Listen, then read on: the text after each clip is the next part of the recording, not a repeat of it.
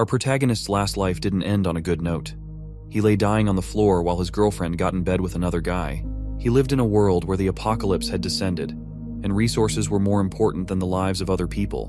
But that's not going to be where things end for him. After his death, he gets reborn with the opportunity to rewrite his horrible life and take revenge on the people that once put him down. The world is already falling into chaos as a volcano erupts right in the center of a large city. A commercial bus races through the city carrying a few dozen people. A few days ago, the underwater eruption of Mount Fuji caused a massive earthquake that sent tens of thousands of people to their deaths. Today, even a smaller city has to be evacuated because of how intense the disasters are becoming. Through the streets of this city, a bus speeds towards the evacuation location. Inside the bus, a woman realizes that she was in such a rush to enter the bus that she didn't bring any evacuation supplies. Because of that, she will have to buy new things in Jiangnan City. The man beside her asks if she has seen the news.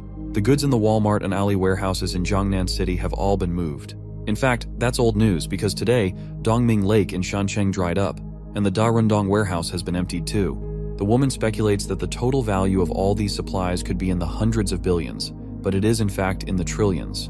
Another man behind her confirms that the loss of supplies and various natural disasters are just the surface of everything that's happening. The truth is that the world is coming to an end. The people on the bus are frightened by the sudden thought, but they don't seem to believe the strange guy. One of them even says that he's actually looking forward to the end of the world. In that scenario, all living beings will become equal. However, that's not true. The strange guy knows that even at the end of the world, there is no day when all living beings become equal.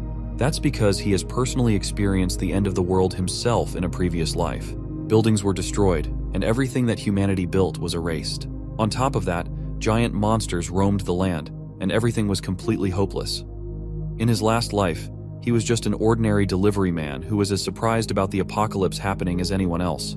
When the world began to end, there was an abnormal release of solar energy, and it changed multiple things.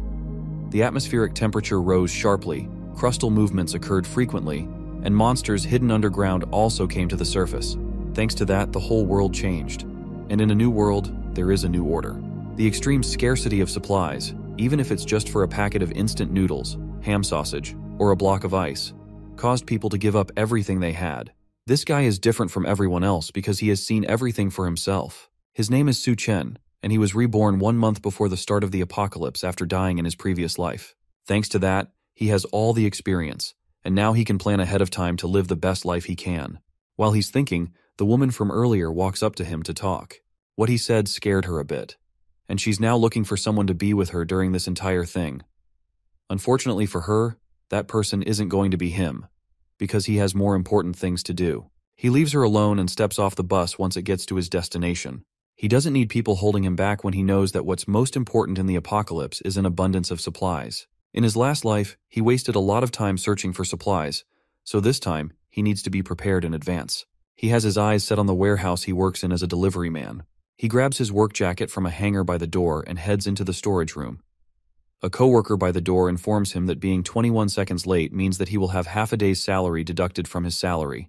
The guy apologizes and heads into the warehouse to clear it out for himself. In his last life, when the apocalypse came, the boss of this warehouse ran away in advance, and his annual salary went down the drain. So these supplies are going to be his compensation. To take them all for himself, he activates a power of his called space. This spatial ability allows him to put everything around him into a super large cubic space with dimensions of tens of thousands of meters in length, width, and height according to his will. The space unfolds in the warehouse, and he's able to grab lots of supplies, including rice, cooking oil, meat, and other foodstuffs. Everything, including the shelving itself, gets stored in his space. Thanks to this, he manages to purchase a large number of supplies for $0. And thanks to this ability, he was able to dry up 2 entire lakes and plunder several cities that were destined to be destroyed thanks to the apocalypse. Back in his past life, even a packet of instant noodles was a luxury. But thanks to his spatial ability, he's able to store several tons of fresh food in frozen time, meaning that the food remains fresh no matter how long it's kept in there. He finally won't have to eat dirt in the apocalypse to survive like in his previous life. After collecting all the samples, he can finally breathe a sigh of relief, knowing that he's not going to suffer in this new life. While he's checking on all the supplies he'd managed to gather, 3 men walk into the storage area to start clearing out all the supplies. They are all surprised to see the place has been completely emptied and turned into nothing but a massive haul. There's no one else there but the strange guy standing in the center, so they ask him what happened to all the supplies that were in the storage area. He immediately tells them that he has taken everything for himself. The men are surprised by his nonchalant admission, and they rush to catch him, but he easily uses his powers to dodge out of the building and remarks that he won't be late anymore since he's quitting. Then he just barely teleports away before one of the men can grab him. The three men are left desperately searching the area for him, but he has completely disappeared. Outside the warehouse, a portal opens up close to the ground, and the man backflips out of it and lands safely in an alleyway between the buildings. This second ability is called Space Jump, and it allows him to move within a 3-meter space whenever he wants. In the apocalypse, this ability allowed him to enter abandoned buildings to find supplies and safely escape from dangerous situations. Even in the face of mutant beasts, his space jump ability saved his life in crucial moments. With that out of the way, his zero-cost shopping mission is now complete. He throws his work jacket into the air and starts walking away from the warehouse. Suddenly, his phone vibrates, and he pulls it out of his pocket to see an emergency broadcast message. It informs him that the Earth is currently experiencing intense movement, causing localized natural disasters to appear all around the area. The message warns him to be careful, but tells him that the disasters will not affect his daily life. The official statement from the government is to not panic in hopes that the general public will remain calm. Do they even know that the world is coming to an end? While he's looking at his phone, it rings with a call from someone that makes his face twist in disgust. It's a woman named Jiang Xiaoqian, and just the sight of her name on his phone makes his hands tremble in anger. Suchen takes a deep breath, then picks up the call. As soon as he puts the phone to his ear, her voice comes from the other end, screaming at him in anger. He has not talked to her for a long time, and she is angry that he disappeared without letting her know. He even put his house on sale with his real estate agent. She asks our protagonist if he really thinks that he will find a woman willing to be with him after selling his house. The woman on the other end is his fiancée, Xiao Qian, and she isn't someone he's very interested in talking to. On her side of the line, she's applying lipstick after just being done cheating on him with another man. While another man named Xiao Yu relaxes on the bed behind her, she continues insulting Su Chen through the phone, asking him if he remembers his responsibility as a man. He may not care about the house, but she's still a woman, and she wants him to give her the house as a gift so she can feel more secure with him. After she's done talking, he asks if she's done with her rant and if there's anything else she wants to say. His attitude towards her makes her even more annoyed, and she decides to give him one more chance to come back and transfer the ownership of the house to her. If he doesn't do that, then she will refuse to marry him. She tells him that she's on her way back to Chengdu, and that she hopes they will talk more when she gets there, but he ends the call without answering her. Xiaoqian spent 5 years with him in the apocalypse in his past life. He searched everywhere for supplies to feed her and brought her to a safe house, where he continued to take care of her. If it wasn't for him, she would have starved to death and died in the middle of the end of the world. Yet, even with that, she cheated on him multiple times with a violent man that beat Su Chen on multiple occasions, anytime he came back empty-handed. Xiao Yu also accused him of hiding all the good things from them and keeping it to himself. One day, Xiao Yu killed Su Chen in the very safe house where he took care of Xiaoqian right in front of her, then fooled around with her right in front of his dead body, all while calling him useless. She didn't seem to care, and told Xiao Yu that Su Chen died because he was incompetent, all while he slowly died in the corner and watched it happen with his last breath. He was wronged by her in his last life, and he made the mistake of entrusting her with his life once before. But this time, both Jiang Xiaoqian and the man she cheated on him with, Xiao Yu, are going to pay the price for everything they did to him. Our protagonist will make sure that they won't die easily, and that they'll experience the pain they put him through 100 times over. His hand shakes in anger at the thought of what they did to him, but he takes a deep breath and calms himself down. For now, he needs to continue his quest of finding enough supplies to survive through the apocalypse. The rest of the things he needs can only be bought with money, and because of that, he first has to figure out how to get the money in the first place. He calls his real estate agent named Manager Liu and decides to offer up his house for half the market price. His only condition is that he wants the money in cash, and he wants it right now. With the deal set up, he makes his way to Dream Real Estate to finalize the deal on his house. But when he gets there, he sees Zhao Qian waiting for him with Xiao Yu, who has a baseball bat. Su Chen isn't bothered at all and walks past them into the real estate building, but he's blocked by Xiao Yu, who angrily asks him why he dares to sell their house. Because of that, he'll make sure that Su Chen won't see the sun tomorrow. While the thug is talking, Su Chen reaches out and grabs him by the neck. Then he lifts the angry man off the ground before slamming him back on the floor. Xiaoqian jumps to try and protect her lover from her fiancé. While she pulls on his jacket, she starts yelling for someone to save them from a murderer. Su Chen wastes no time before backhanding her across the face, sending her flying onto the ground. She stares at him in shock, completely surprised that he would touch her at all. While that is happening, he continues choking Xiaoyu on the ground as he begs for help. Su Chen assures him that he won't die too quickly, then lets him go, causing the disgraced thug to back up in fear, desperately coughing. Xiaoqian goes to check on her injured lover while Su Chen steps past both of them and continues into the office. Xiaoqian still hasn't learned her lesson and orders Su Chen to kneel down and apologize quickly while she's not yet angry. If he doesn't do that, she threatens not to marry him again. However, her empty threats are stopped once he turns around and glares at them. They freeze in fear before both of them run away, leaving him alone to handle his business. Now that they are finally gone, he steps inside to meet the real estate agent, who offers him a glass of water. The older man looks incredibly excited to be talking to Su Chen about selling his house at such a low price. But inside, he considers Su Chen a fool for selling a house worth over $1 million for just half the price. With that kind of deal, he can make a huge profit from a quick turnaround. Thanks to that, he agrees to make the full payment immediately and hands Su Chen the contract to sign. With that done, Su Chen walks out of the office with almost $1 million added to his bank account. Although various natural disasters are happening, Chengdu, where he lives, is an inland city far from the earthquakes, tsunamis, and volcanic eruptions happening throughout the rest of Asia. Adding to that, the government is officially trying to keep the public calm, so there is still a sense of normalcy in the area, and society is still functioning well. As he thinks about his next step, he passes a flyer advertising fast and high-interest loans. That gives him an idea, and he makes it his next step to get even more money by mortgaging his property with a property certificate. That leads him to Great Sea Loans, where he meets a large-bodied man smoking a cigarette. This man is Wang Dahai, Xiaoyu's older brother. In his past life, this man died in the mouths of mutant beasts pretty early into the apocalypse. Dahai notices that his house isn't worth very much. Su Chen only wants to know how much he can borrow even with his low-value house. The big-bodied man offers $500,000 for the property, as long as he also leaves the property certificate with him as a show of faith. Su Chen demands an extra $100,000 be paid to him immediately, and they will have a deal. He slams the property certificate on the table and stares straight at the man in front of him, while also promising to gather the money in a week. That way, he can make a profit from their exchange and pay everything back at once. Dahai is interested in this offer, and it seems that Su Chen is also a gambler. As long as he's involved in the trade and there could be a profit, Dahai thinks he might even sell his own parents. The older man thinks Su Chen is stupid for believing he can turn his life around in a single day. He has no idea just how far this plan of Su Chen's goes. Dahai smiles and takes a long puff of his cigarette as he contemplates the offer. He tells Su Chen that he'll agree to the terms as long as he mortgages the property certificate with their company. If he does that, everything else will be negotiable. After a long conversation, Su Chen walks out of the office with over $500,000 transferred to his bank account for the second time that day. Now he has all the money he needs to continue buying supplies in preparation for the end of the world. Meanwhile, Xiaoqian and Xiaoyu stumble through a park after they have finished running away from Su Chen. The other man is still out of it after being choked in the street and nearly dying.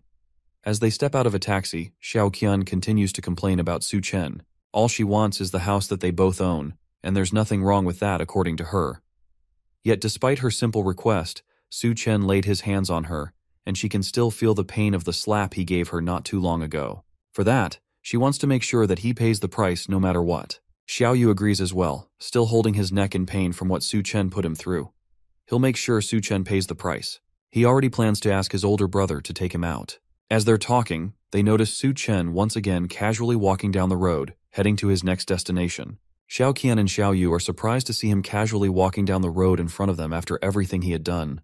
They decide to follow him and see what he has been up to that has made him so cocky. Su Chen, however, is searching for the next major grab of resources before society collapses. In his memory, many commercial buildings collapsed under the impact of seawater backflow and rapid freezing in severe cold. However, the Green City Hotel withstood all the natural disasters down to the very end.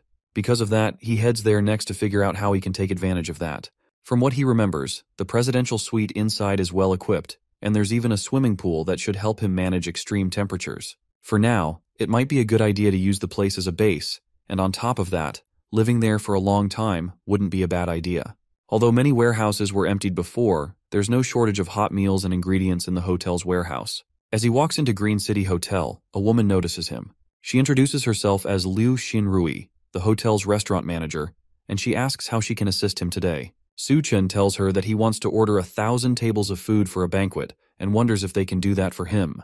The number of tables shocks the manager, and she struggles to respond for a moment. but then she eagerly agrees that they can definitely do something like that. However, the prices range from 5,000 to 10,000, even up to 100,000 per table. Suchen decides to pick the tables worth 10,000, which means the total price will be about 10 million for the whole banquet. For that, he's willing to put down a 50,000 deposit as long as they deliver to the address that he will provide.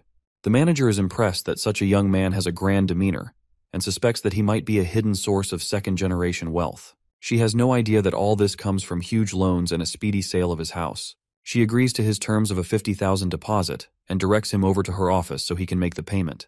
Just the cost of the ingredients for the banquet alone is estimated to be 50,000, but being able to connect with rich people means that she has to be smooth with negotiation. As they walk to her office, she asks Suchen if he's getting married anytime soon. Since he has no other excuse for why he would need a huge banquet, he decides to go along with the story that he's getting married, and that's why he needs everything.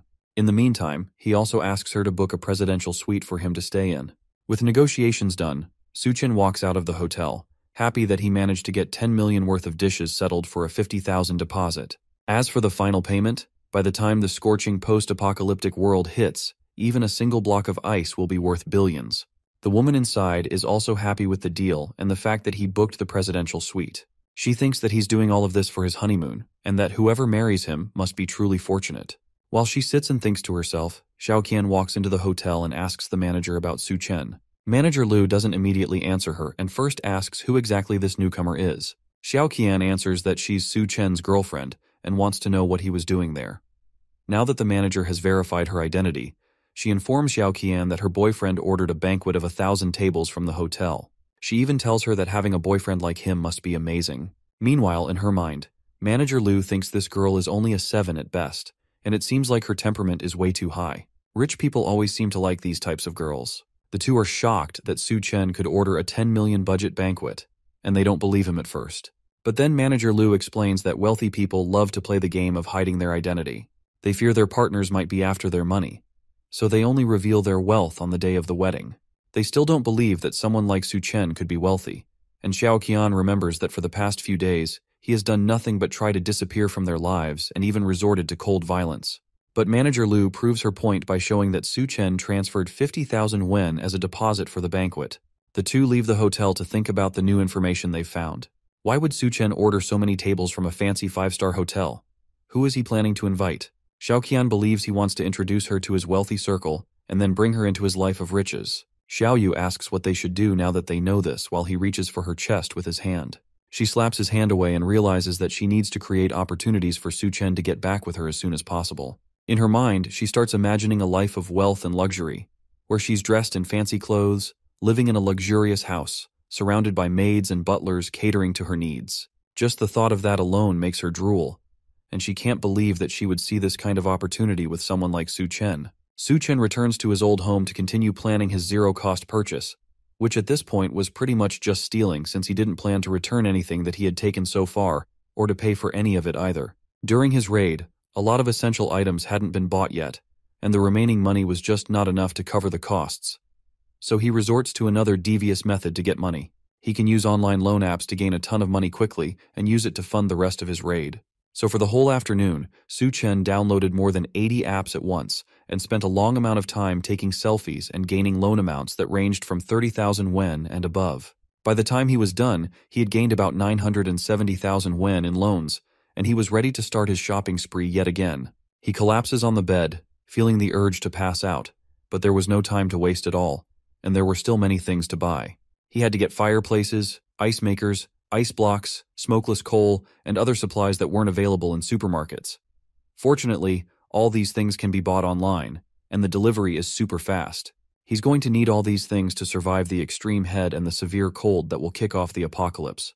Him making it through the intense temperature changes will completely depend on whether he has enough materials to regulate the weather. So he gets to work, contacting multiple companies to prepare the materials that he would need. He starts by ordering 2,000 tons of smokeless coal, and offers to pay 500,000 wen in deposits. Then he does the same thing with the ice factory, ordering multiple tons of ice from them as well. A few of the companies request a face-to-face discussion, so he leaves his apartment to head over and talk to the ice makers. As soon as he steps outside, he stumbles into a new face, followed by an unwelcome old one. Her name is Li Na, and she is a close friend of Xiaoqian. In fact, She was the one that introduced them to each other and trapped him in that awful relationship. She walks up to him with a smile while her friend follows closely behind.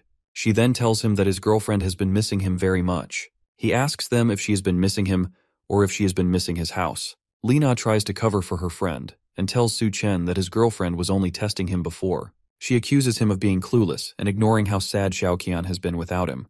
The gold digger of a girlfriend takes the opportunity to latch onto Su Chen's arm and plead with him. She asks him to accompany her for a walk and apologizes for scolding him yesterday in hopes that he won't be mad at her. The act doesn't impress him at all, and he pulls his arm away, telling her that he's busy and she should go and take a stroll by herself. Xiaoqian is surprised that Su Chen is acting so arrogantly, but Lina snaps her out of it and points out that he's taking a taxi somewhere. This might be her final test, so she encourages Xiaoqian to follow him in a different taxi and see where he goes. Su Chen makes his way to the ice factory to meet with the manager and place his order. The older gentleman greets him and seems surprised that Su Chen is so young despite all the things that he's buying. The two shake hands. Then the younger man follows up the discussion by asking how long it'll take to produce and ship the 2,000 tons of ice that he had ordered. The manager assures Su that their ice factory is very efficient and one of the best in the state. He promises to deliver the edible ice in 3 days, and the total price of it all would be 800,000 wen. Su Chen agrees and hands over a 100,000 wen deposit. Then he gives the man an address to deliver the ice to in 3 days. Now that the transaction has been confirmed, the man decides to ask him why he needs so much ice. Was there some sort of large-scale event happening somewhere? If he is a regular organizer, then they could partner more in the future. He was somewhat correct, since there is definitely a large-scale event happening soon, but Su Chen can't just casually tell him that. So instead, he lies that he plans to donate all the ice to the Alishan for charity. The manager is surprised, but at the end of the day, an 800,000 yuan deal has been settled immediately at the entrance. That young man must really be something. As he watches Su Chen's taxi drive away, another taxi pulls up, and he wonders if this is someone else here for business without an appointment. Xiaoqian and Lina step out of the taxi and walk over to talk to the manager. Xiaoqian tells the boss that Su Chen is her fiancé, and she wants to know what they were talking about. He doubts her a little and wonders if this is some sort of detective play, but he still tells her that Su Chen had ordered 800,000 yuan worth of ice from his company. Xiaoqian and Lina nearly scream at the mention of that, since this pretty much confirms that Su Chen must be some sort of second-generation super-rich personality. No one in their right minds would spend that much money on just ice. Lina desperately asks what Su Chen wants to do with so much ice, and he tells them that Su Chen plans to donate it for charity. Of all the responses they expected, they definitely were not expecting that. Back with our protagonist, Su Chen has now purchased all the items he would need to survive in the apocalypse, and now he decides to enjoy the little time he has left before the world descends into chaos. In his last life, he was too busy working to ever think of doing anything in luxury. Even going to a small cafe was out of the question for him since he was so preoccupied. So he decides to go to a fancy restaurant to relax and enjoy himself. A waitress welcomes him and hands him a menu to look through. There's a lot of delicious foods like butter chicken, naan, and smoked steak, with each item on the list needing him to spend up to 4 digits. One menu item in particular catches his eye, and it seems to be a mystery item that costs 17,000 yuan. He asks about it, and the waitress confirms that it's a meal personally crafted by the head chef of the restaurant. The details completely depend on the chef's inspiration. That sounds interesting. So Su Chen decides to get that for himself. In his last life, at the beginning of the apocalypse, a strange force caused many creatures to mutate and turn into terrifying beasts. There were many monsters, like a giant serpent, that appeared in the midst of the floods in the early days of the apocalypse. He would need to prepare himself to deal with those things when they start to appear. But for now, his eyes are drawn to a pink-haired beauty walking towards his table with his food. She introduces herself as the head chef of the restaurant, and she brought the food she specially tailored for him based on his temperament. She doesn't need to introduce herself since Su Chen already recognized her. In his last life, she was known as Hell's chef, Duan Ya.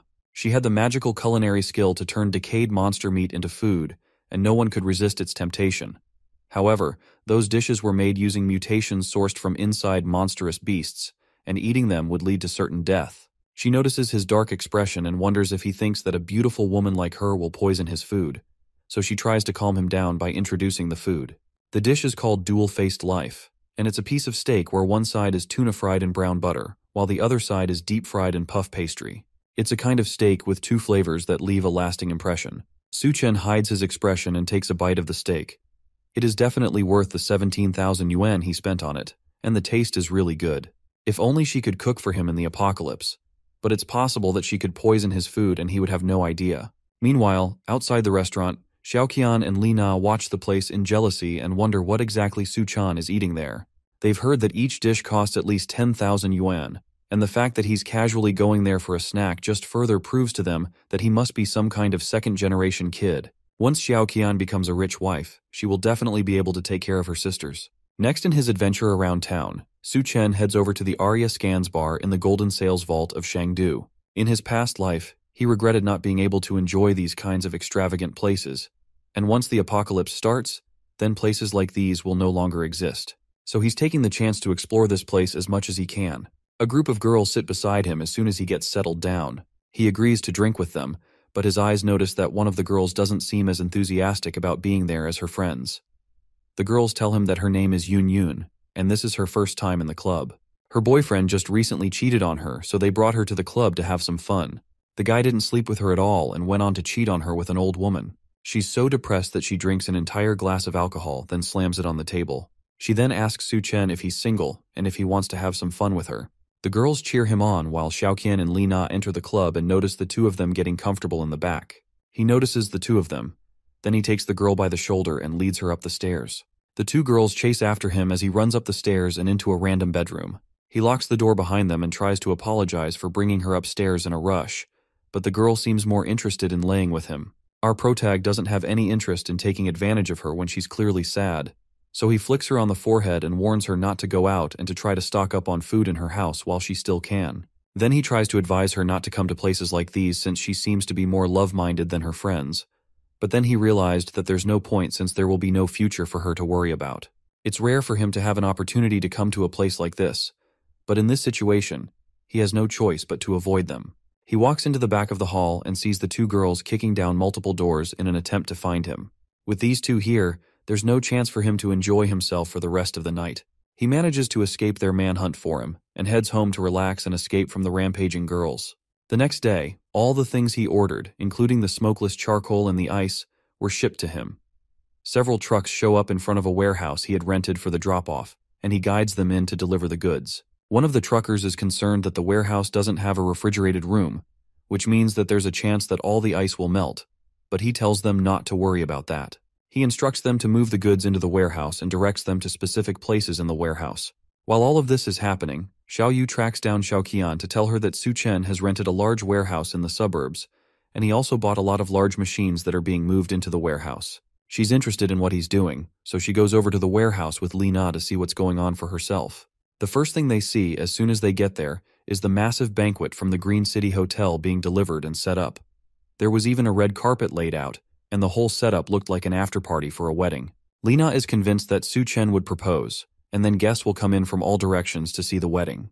Xiaoqian is still proud enough to say that even if he proposes, then she might not accept it. Then she asks Li Na to accompany her to see just how sincere Su-chen will be towards her. They head over, and Xiaoqian asks him why exactly he's buying so many things, and what he wants to do with so many supplies. He doesn't answer them. Then he tells her to help move the boxes into the warehouse. If she helps, then he will tell her everything she needs to know. Xiaoqian is disgusted by him suggesting that she would do menial labor. She's planning to become a rich lady, so how can he expect her to do such rough work? Lena reminds her that this is a test for her to see if she's qualified to become a rich lady. Despite still being appalled that she's being told to do grunt work, she decides to just do it for the sake of her future rich girl lifestyle. She manages to lift a heavy box onto her shoulder to prove to him that she's not just a delicate woman. Lena also tries to help out as well since she knows that second-generation rich people are usually lustful, and there's a chance that she could become a rich lady as well if she played her cards right. All the while, Su-chen just laughed at the free labor he was getting from these two. There were so many supplies to move around, and even though the hotel had sent some people to help, it would still take a long time to get everything into the warehouse. They spend the whole day moving things, and by evening, they are done. With all the work done, Xiaoqian is exhausted and angry. She worked all through the day without even a meal. Surely, after all this, she will definitely become a rich lady, just like she has always dreamed. Lena also lays on the floor exhausted. She can't believe that Su-chen made them lift heavy things all through the day. Just the ice blocks alone weighed over 100 pounds each. But now, the test is finally over, and he is going to make her his bride.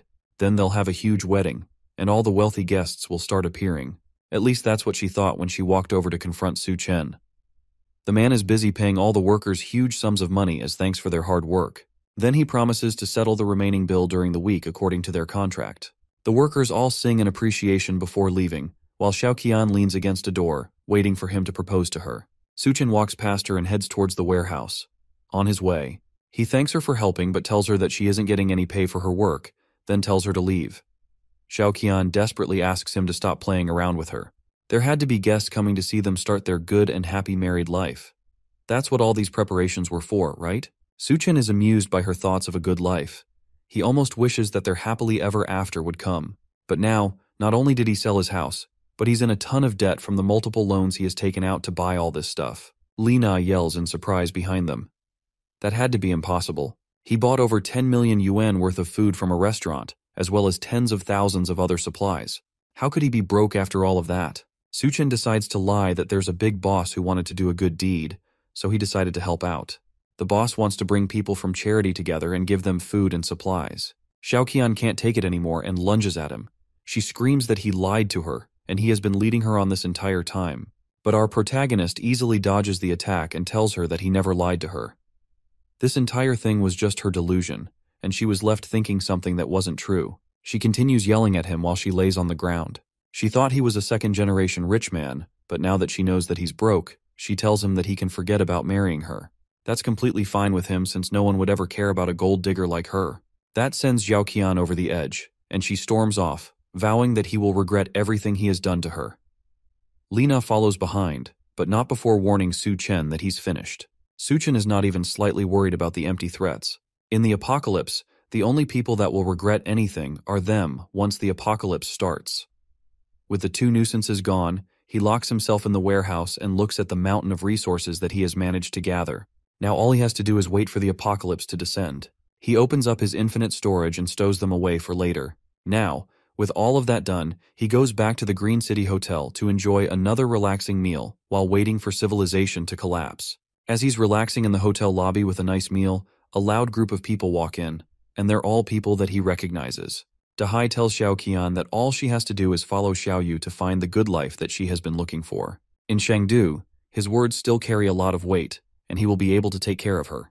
The younger man takes the opportunity to tell her that he will make sure to make up for the bad treatment that Su Chen gave her. He tells her that she should have dumped the abuser a long time ago to be with him.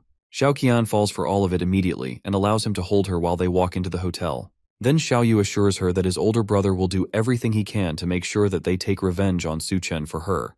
To her, Xiaoyu isn't that bad, and his big brother is quite wealthy as well. Being with him will be better than being with a bootlicker like Su Chen. The noise finally causes Su Chen to speak up and points out that Xiaoqian really isn't picky with who she decides to stick with. His sudden appearance shocks her, and Xiaoyu takes the opportunity to tell his brother that this guy is the man who dared to attack him. Dahai recognizes him as the guy that he gave a huge loan to recently. The bigger man has been planning to find him for a while now, but now that he knows that his benefactor is the same person that harassed his brother, he now has more plans for the foolish younger man.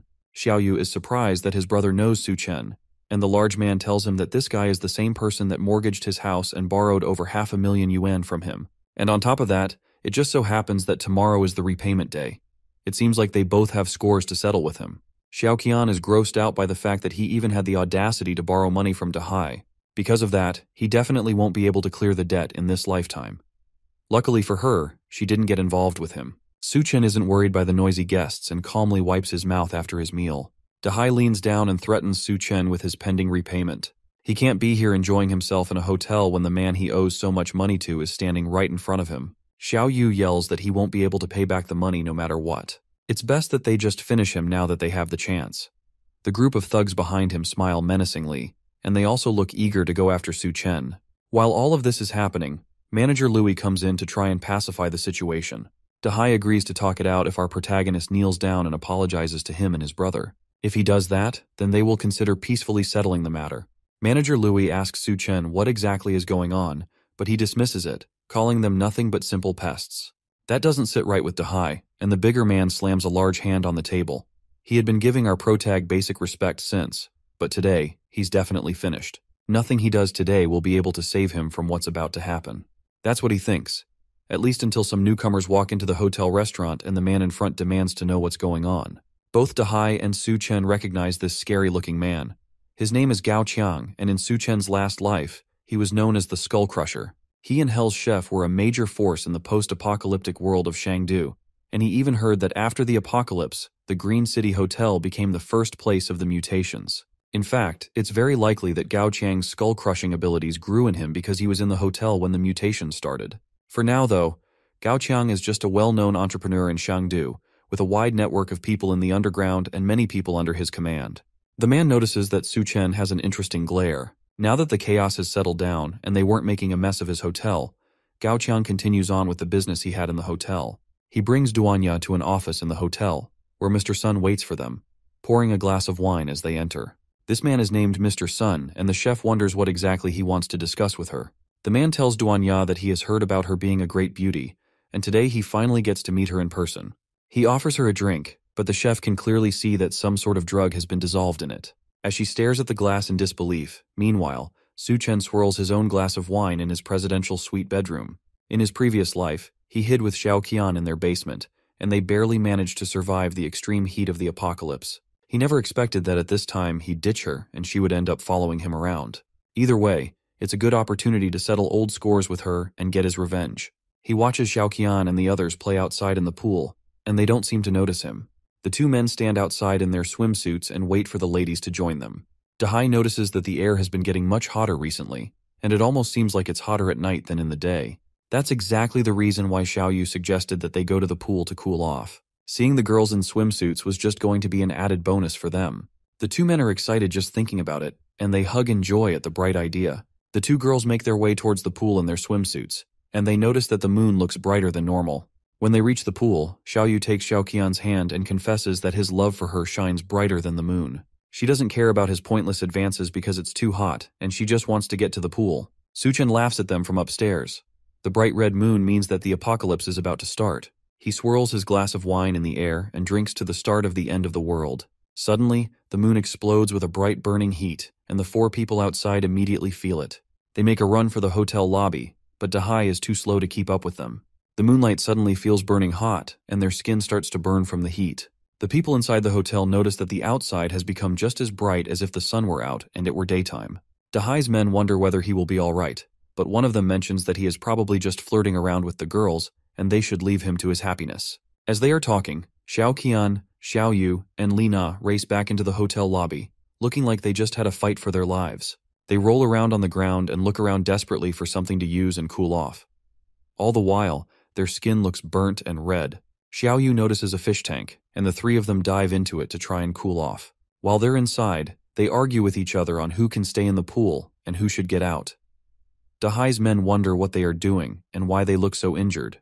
More importantly, they wonder where Dahai is and why they ran back without him. Xiao Yu realizes that they abandoned his brother outside, but by then it's already too late.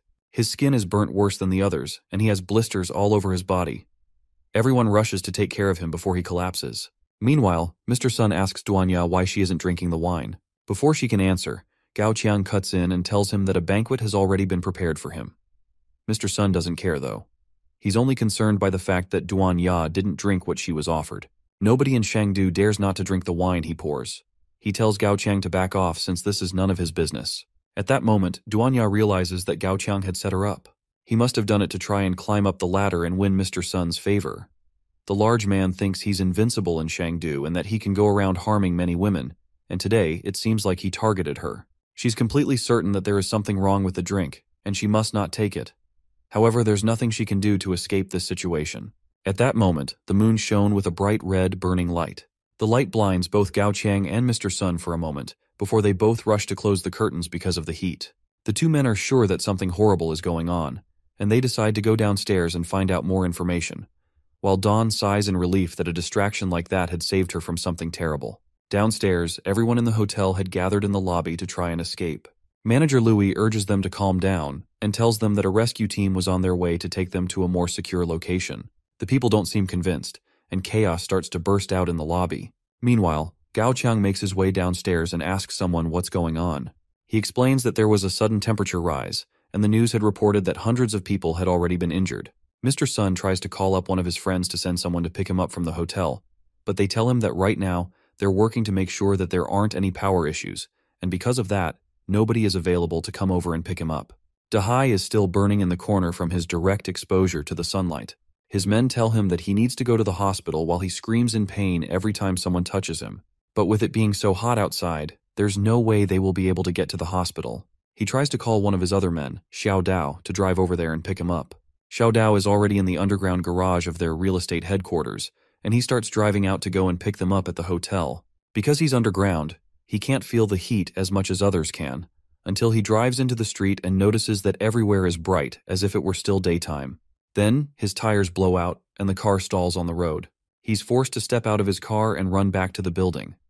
He calls Dahai to tell him about the car blowing out, but his attention is diverted to something more painful. His shoes were dissolving with every step he took, and he tripped, falling to the ground. He opens his eyes and sees that there is a completely melted and dissolved body lying beside him. He screams and tries to get up, but his skin sticks to the floor as he does. The heat had already melted most of his face and stuck him to the ground. Back at the hotel, all that Dahai and his crew can hear are loud screams coming from the phone as the heat roasts Xiao Dao on the ground. While all of this chaos goes on downstairs, Su Chen sleeps comfortably in a nice, well-air-conditioned room, without a care in the world. Almost immediately, breaking news reports circulated on the TV, warning people that the weird temperature anomaly had already taken nearly 100 lives. It advised people to stay indoors to prevent skin and respiratory burns. The heat is so powerful that not too long later, the city's power grid blows up, leaving everywhere without electricity. Dahai continues trying to call back the driver, but the line never connects. It seems like Dahai is no more, and on top of that, all the other rooms in the hotel have been fully booked. Dahai and his group had to resort to taking the last room available, which they will have to share with Xiao Qian and Li Na. The two girls are not pleased about this at all, and they complain that they will need a separate room. While they're arguing, the power goes out, which means that the air conditioning also stopped in the hotel, causing the building's temperature to rise rapidly. If they don't leave the room, they'll suffocate from the high temperature. While the men struggle to take off their clothes and try to find a way to cool down, Xiao Qian remembers that Su Chen had booked the presidential suite, and it even had a pool. If they kicked him out, they could take over the place for themselves. Su Chen himself enjoyed the night by swimming in his room's personal pool. In his last life, the city's electricity had hidden dangers due to improper maintenance. No matter how much manpower was invested, the city's electricity still exploded despite everything they tried to do. Because of that, all the users connected to the city's electricity were affected. That's why he specifically chose a room with a pool, and he also prepared multiple vertical air conditioners with large backup batteries to ensure that the room stayed at a reasonable temperature. He uses his spatial abilities to summon some of his stored ice, as well as a large table of food to enjoy himself with. It's only the first day of the apocalypse, so he's planning to start it with a simple breakfast. As he's about to start eating, a loud knock comes from his door. He opens it up, and the men and girls outside immediately notice that inside the room is so cool. As soon as he opens the door, they notice the lineup of air conditioners and the multiple blocks of ice that are keeping the room cool. The women shout at him for being selfish and enjoying all this luxury while they roast outside. They try to force him to leave the room for them, while Dahai reminds him that he owes a lot of money to his business. In order to pay back the interest of the past few days, all he has to do is give up the room to the older man.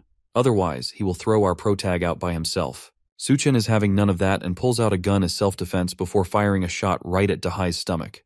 He warns them that if they take one more step forward, then he will take another shot.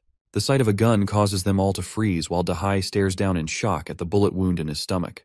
Since they haven't left his doorway yet, he takes another shot, this time at Dahai's leg. Then he tells them that he'll count to 3, and if they haven't disappeared from his sight, then he'll unload more bullets at them. The group doesn't need any more info, and they escape while they can. Back in the hotel's lobby, Gao Qiang demands to know why there's no food in the whole hotel. Manager Louis apologizes and tells them that a few days ago, someone booked 1,000 tables for a banquet, and because of that, they almost ran out of ingredients to cook.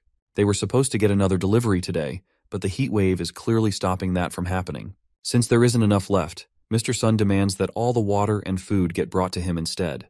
The people in the lobby protest at that, and they try to attack him, but his thugs just barely protect him from the crowd. All the while he sits back, not even bothered that there's an entire crowd of angry people trying to attack him. Then suddenly a group of people ran into the lobby, shouting that Su Chen tried to kill someone. Gao Qiang notices that Dahai has gunshot wounds, but he knows that there aren't many people who can get their hands on a gun. It seems like there's a tough character living upstairs. Xiao Qian announces to everyone that Su Chen's room has electricity, air conditioning, and even a swimming pool. That catches everyone's attention, and she verifies that she saw it with her own eyes. There was even lots of food and ice cubes, which made the room seem like heaven compared to the sauna that was in the hotel lobby. The crowd rallies together and makes their way upstairs to confront Su Chen, and Dahai orders his men to follow them and make sure that Su Chen gives up his room no matter what. The crowd reaches the door to the residential room, and when Su Chen opens the door, they get a taste of the cool air in the room. They all beg him to allow them to stay in his room, while a kid peeks his head into the room looking for the fried chicken that Xiao Qian had mentioned. Once he spots it, he runs into the room in a frenzy, desperate for a taste of the food, but a food to his stomach sends him flying back into the crowd. That causes the crowd to go into a frenzy since he kicked a child. They determine that someone like him doesn't deserve to stay in such a luxurious room. They try to rush at him, but he pulls out the gun and shoots blindly into the crowd, taking out one of the people standing at the back. As the man drops dead to the floor, he reminds them that he may be alone, but they only have one life. Downstairs, Xiao Yu screams out once he notices his brother is outside, lying down in the scorching sun. The rest of his brother's men hold Xiao Yu back from running outside, as his brother is already long dead. His wound was already infected and rotting, and because of the high temperature and there was no medicine to treat the wound, the man passed on. Xiao Yu knows exactly who to blame for this, and it's the man that shot his brother in the first place. The man himself is currently being seduced by Xiao Qian and Li Na, who are trying to remind him how much she loves him. They tell him that he couldn't shoot them, and he was just trying to scare Dahai and his crew. They beg him to let them in, and if he does, they will do whatever he wants. He sees how desperate they are to be with him, and finally decides to let them in. Before they can do so, Xiao Yu charges through them, aiming to kill Su Chen and take revenge for his brother. That causes Su Chen to declare that anyone who crosses his door will die, before he brings out a baseball bat and sends Xiao Yu flying with one hit. He flies back, knocking into the two women behind him and sending them all down to the ground. Now that they've seen his violence for himself, the two girls don't want to go anywhere near him, so he tells them to get lost in his sight. They drag the knocked-out Xiao Yu away, and he glances up at the armed surveillance system that he mounted up beside the door. If they hadn't left, they would have died, regardless of if they managed to take him out in the process. Outside, a cargo of armed military vehicles drives down the burning streets towards the hotel. The tires have been modified into treads, and the windows have been insulated to make sure that the rescue team can survive the journey to the hotel and back. One of the vehicles parks in front of the hotel, and some armed men in insulated suits step out and enter the hotel lobby. They ask if Liu Zhengguo from the academy is in the building, and he steps out from the crowd towards them. The rescue team is there for him, and only him, and they give him the insulated suits to put on so he can leave with them. Professor Liu is a geological expert, and he will be able to play an important role in stopping the disaster. The rest of the people in the lobby yell out in protest, because they are trying to rescue only one person instead of the crowd of people that were also trapped in the hotel. One of the men announces that the authorities have already launched a separate rescue operation that will take place at midnight, which is the coldest time of the day. Once nighttime falls, they can all make their way to Silicon Valley Plaza, where they will find the rescue point. The others in the lobby celebrate that they will soon be rescued, but not everyone is satisfied. Mr. Sun rushes towards one of the insulated guards and demands that they give him an insulated suit so he can leave with them, but the guard is easily able to restrain him. With no other options, he orders Gao Chang to snatch up one of the insulated suits for him, but they can't move with several guns pointed at them. The soldiers turn to leave, but Xiao Qian stops one of them and tells them that there's a murderer upstairs. Lina also announces that the murderer has a gun, and he has killed several people already, and he almost killed them too. One of the soldiers, Xiao Feng, decides to stay back and investigate the situation.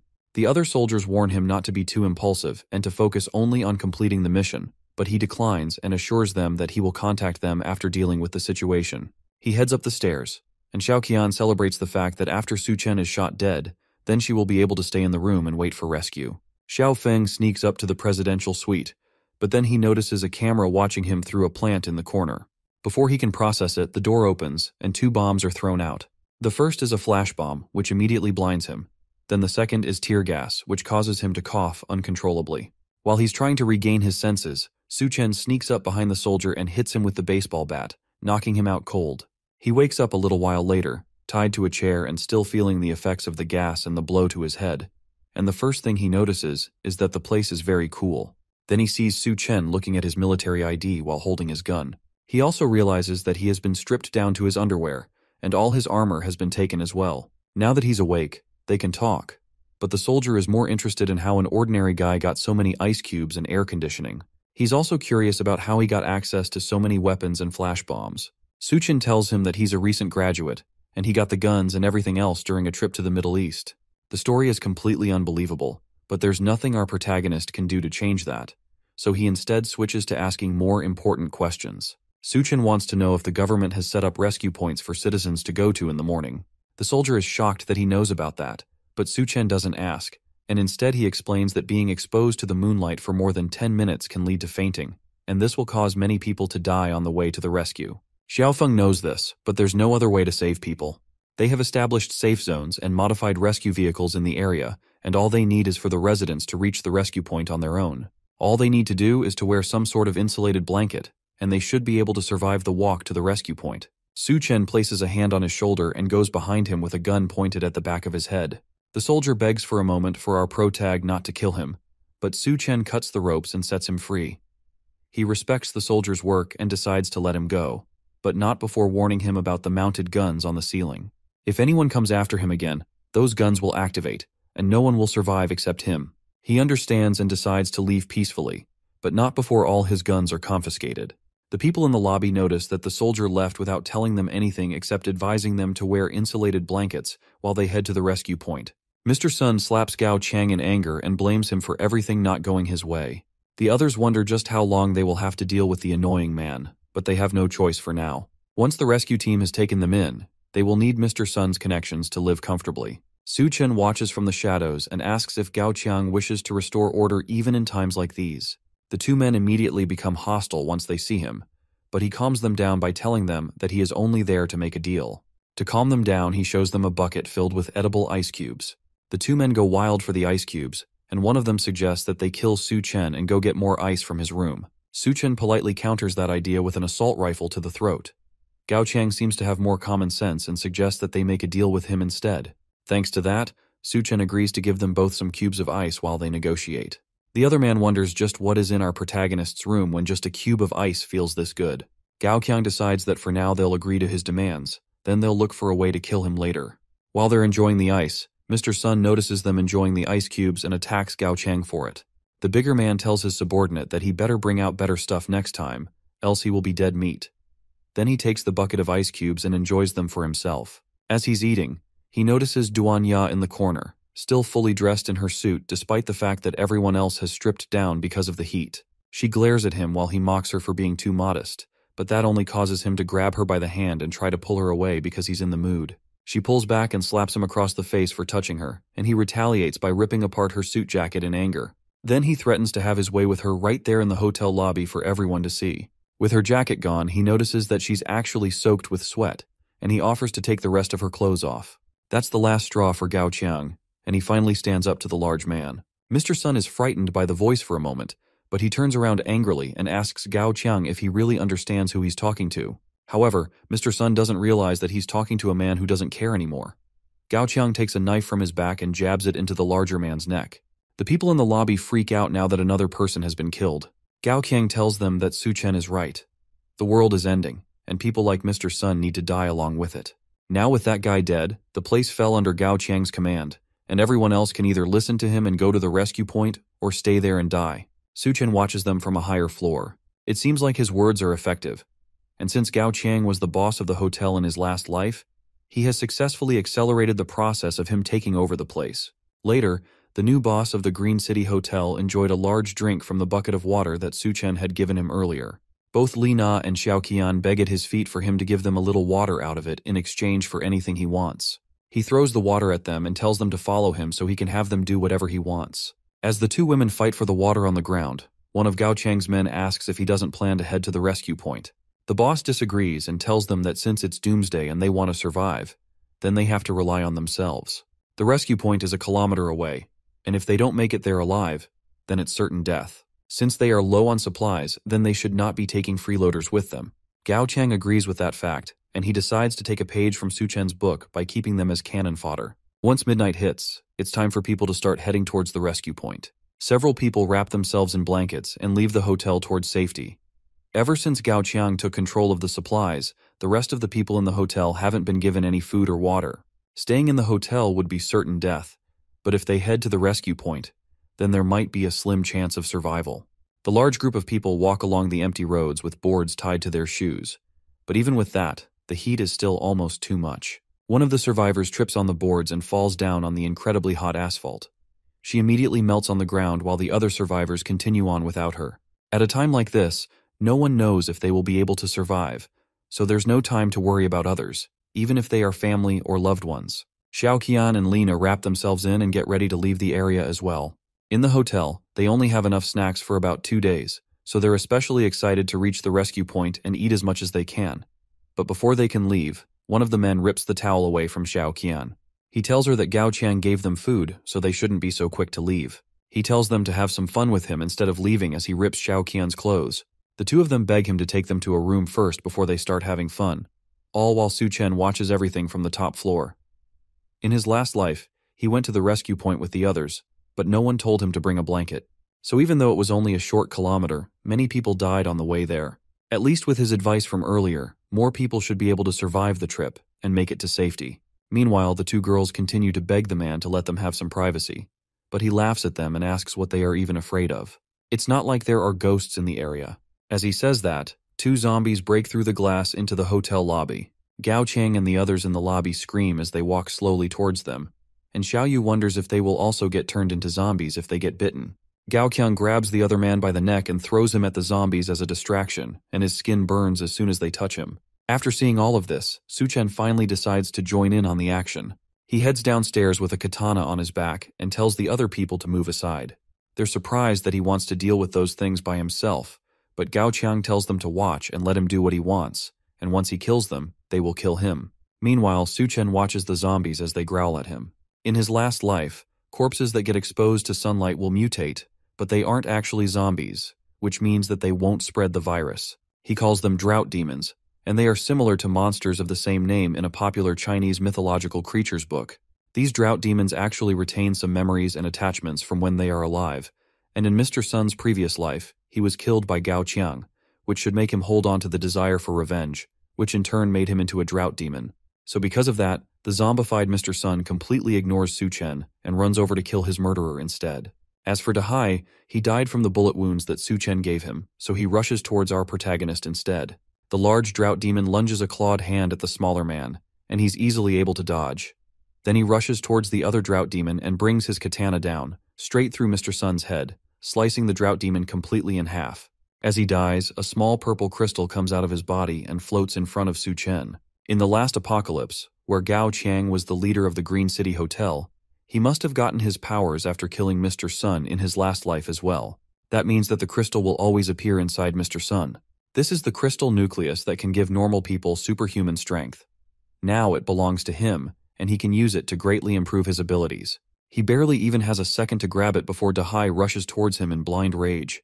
Instead of fighting him, Su Chen leaps over the rampaging drought demon and lands safely on the stairs. Now that he has what he came down for, the rest is up to Gao Qiang and the others downstairs. With no other choice, the boss grabs Xiaoyu by the neck and throws him towards Dahai. That manages to knock the man and his zombie brother into their supply of water. Then he yells for the others to find weapons and attack. Meanwhile, Su Chen pours himself a drink and dissolves the crystal in it. In his last life, these crystal nuclei occasionally appear in the skills of drought demons and other mutant beasts. They are extremely rare, and it only appears inside everyone in 100. To get the power from them, one has to clean the crystal nucleus thoroughly, then swallow it directly.